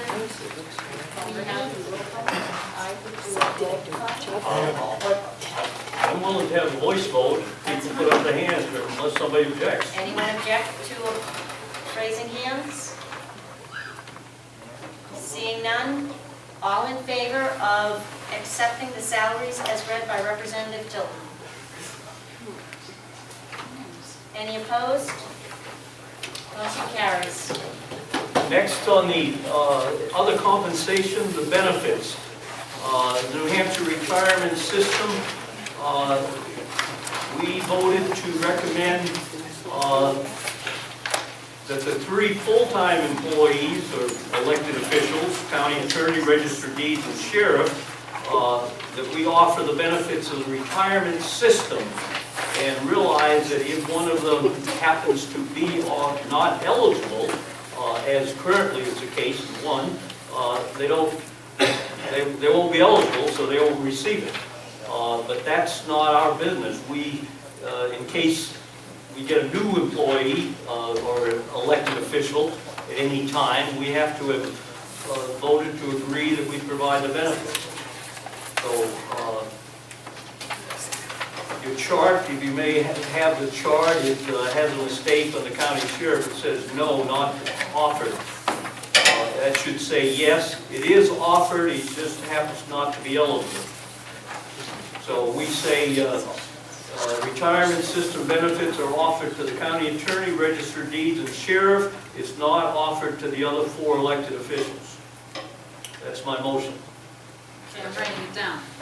And a second from Representative. He wants this one, this one, and this one. There's a motion and Representative Comeau. Second, yes, discussion. How many elected officials are on retirement systems in the state? I can only answer what is this county, and we have 2. I've always assumed they were. I'm not sure it's ever been documented to, I've never questioned it. If they're full-time, I'd be very surprised if none are, if any aren't. Noam, do you have any idea? No, I don't. Representative Dillon. Yeah, Madam Chair, we're a little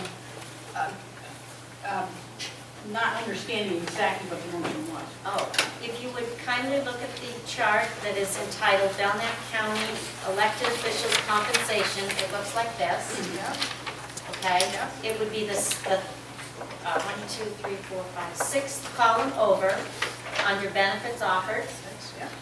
And then there are 2 that are currently receiving retirement, which is the county attorney and the registry of deeds, while a sheriff that perhaps is newly elected, that is not a retired Group 2 employee, may choose to be on the retirement system because our current elected sheriff is already retired from the system. He can't contribute as well. So currently he is not in there, but he could be. If eligible. Correct. Yeah. That is correct. If you just, Not eligible. he is not eligible. Position's eligible. Yeah, and that's the what, motion. that's what our motion is, that the Okay. positions be offered retirement. Understood? Thank you. Okay. Okay, so the motion has been made by Representative Tilton, it's been seconded by Representative Comeau. Is there any additional discussion? Seeing none, can we do a hand vote? All in favor? Aye. And unanimous. No. Whoops, oh, I apologize. I apologize. The motion being, Okay. 16 to 1. No, 15 to 1, sorry. Here we go.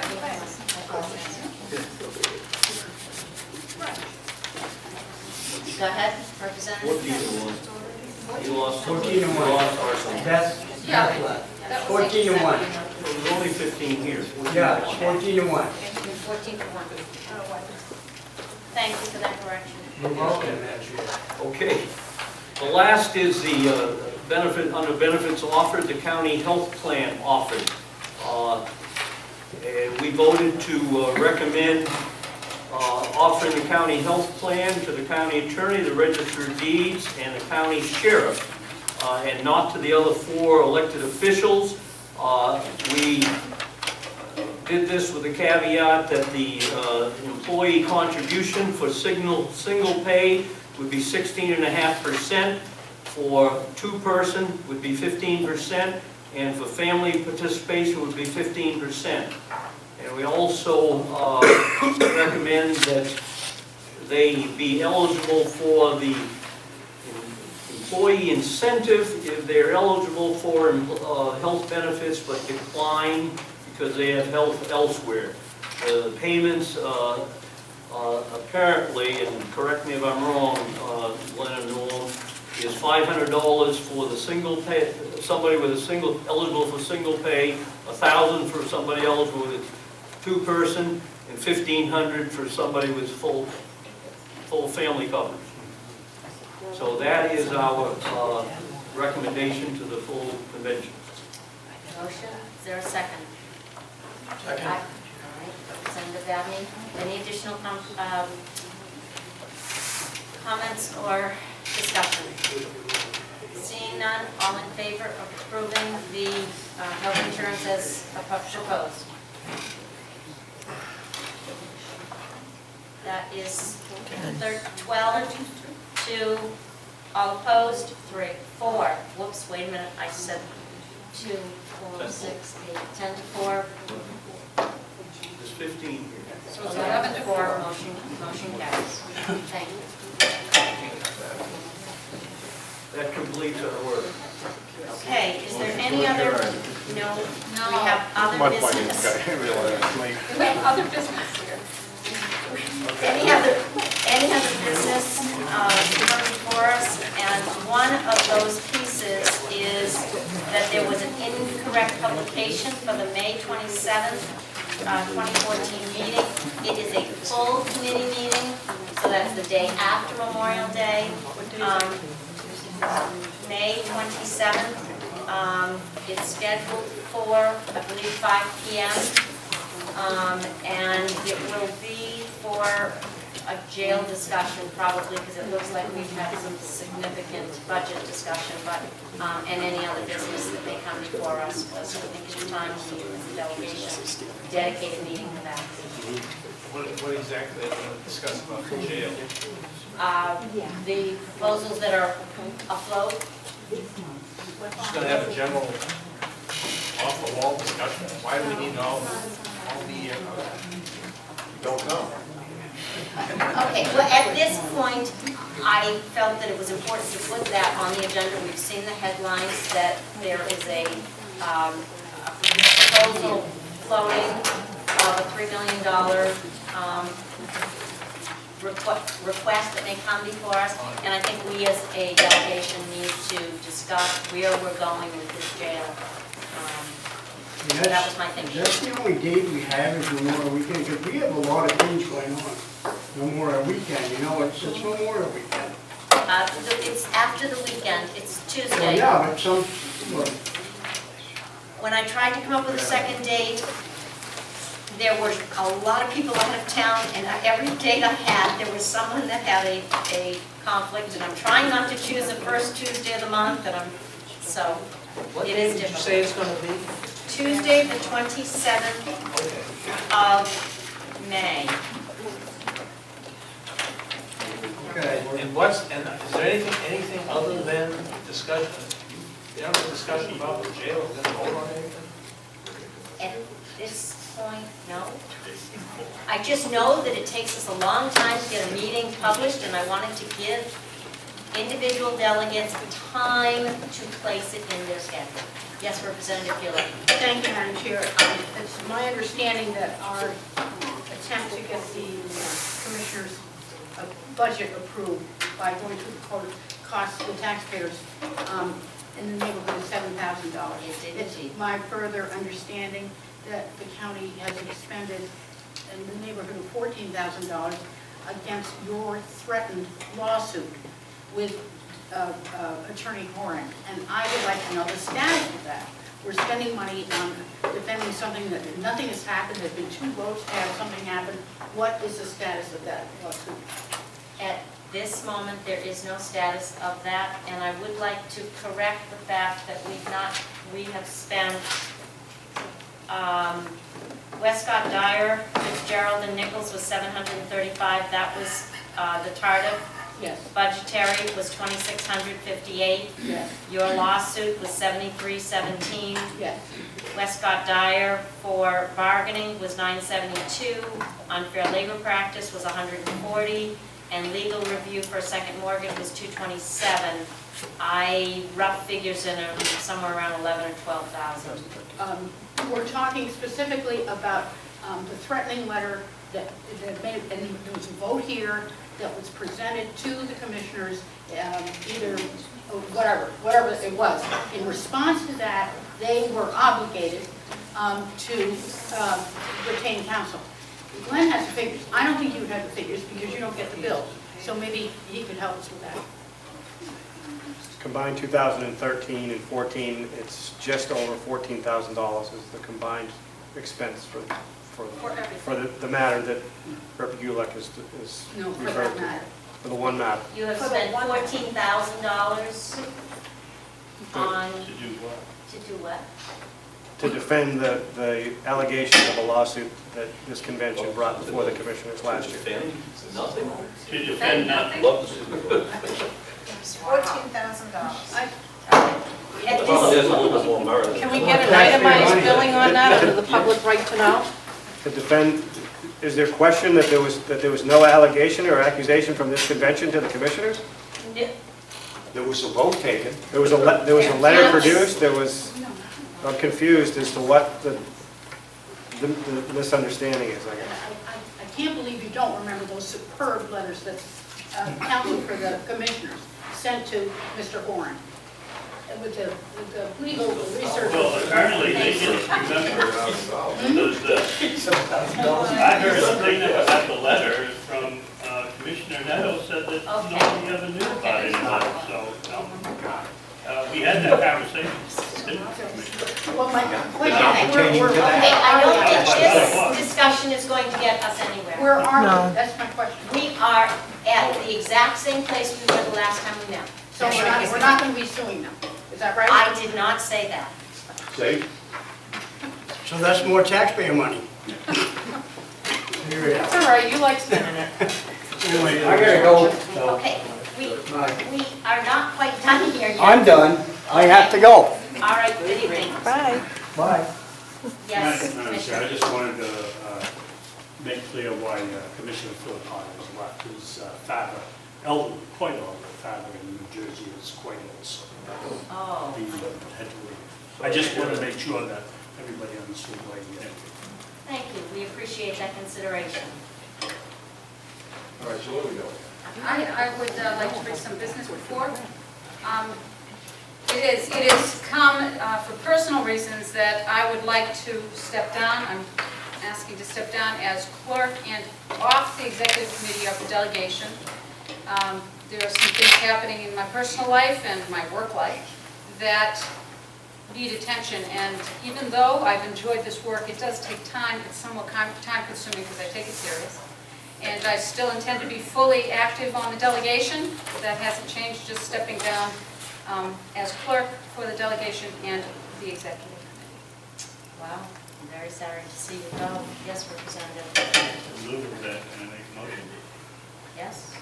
I'd like to make a motion that we, that Representative Burchell is clerk for the rest of the term. Second. Are you willing to accept that? I sometimes have problems reading my own handwriting, but I'll do my best. Okay. The motion has been made and seconded. For executive committee and clerk. Yes. Well, it is an ex officio position, so clerk becomes ex officio to the executive committee. Is there any additional discussion? Yes, Madam Representative. Chair, I know that there is a bill afoot that wouldn't allow that kind of unequal representation to be allowed in any of the county delegations anywhere in the state, and that the minority has to have at least one member. And I'm just wondering if our current delegation would be going to go along with that. It That bill doesn't, hasn't passed? at this point, we're still working under the original when we formed the delegation. Motion and second is on the floor. Is there further discussion? You want a roll call or just a hand vote? Roll call, please. Okay. Virtual, Yes. Comtois, Yes. Cormiers, yes. I assume I get to vote. You get to vote. DiMartino? No, just because I believe we need a Democrat. That's fine. Fields is absent. Speaker, I asked her if I could go into her office too, and she said no, that's majority rules. Committees, you know what, our committees? We're in the middle of a vote, Okay, please. okay. Yes. Is absent. Remore. Yes. Julik. No. Hewitt. No. Luther. No. Raymond. No. Sylvia. Yes. Hilton. Yes. Badney. Yes. Forsman. Yes. 9. 1, 2, 3, 4, 5. 1, 2, 3, 4, 5. The vote being 9 to Motion 5. passes, yes. Motion passes. Is there any additional business to come before this delegation? Yes, Representative. I move it. I second. You got that. We are adjourned. Thank you so much.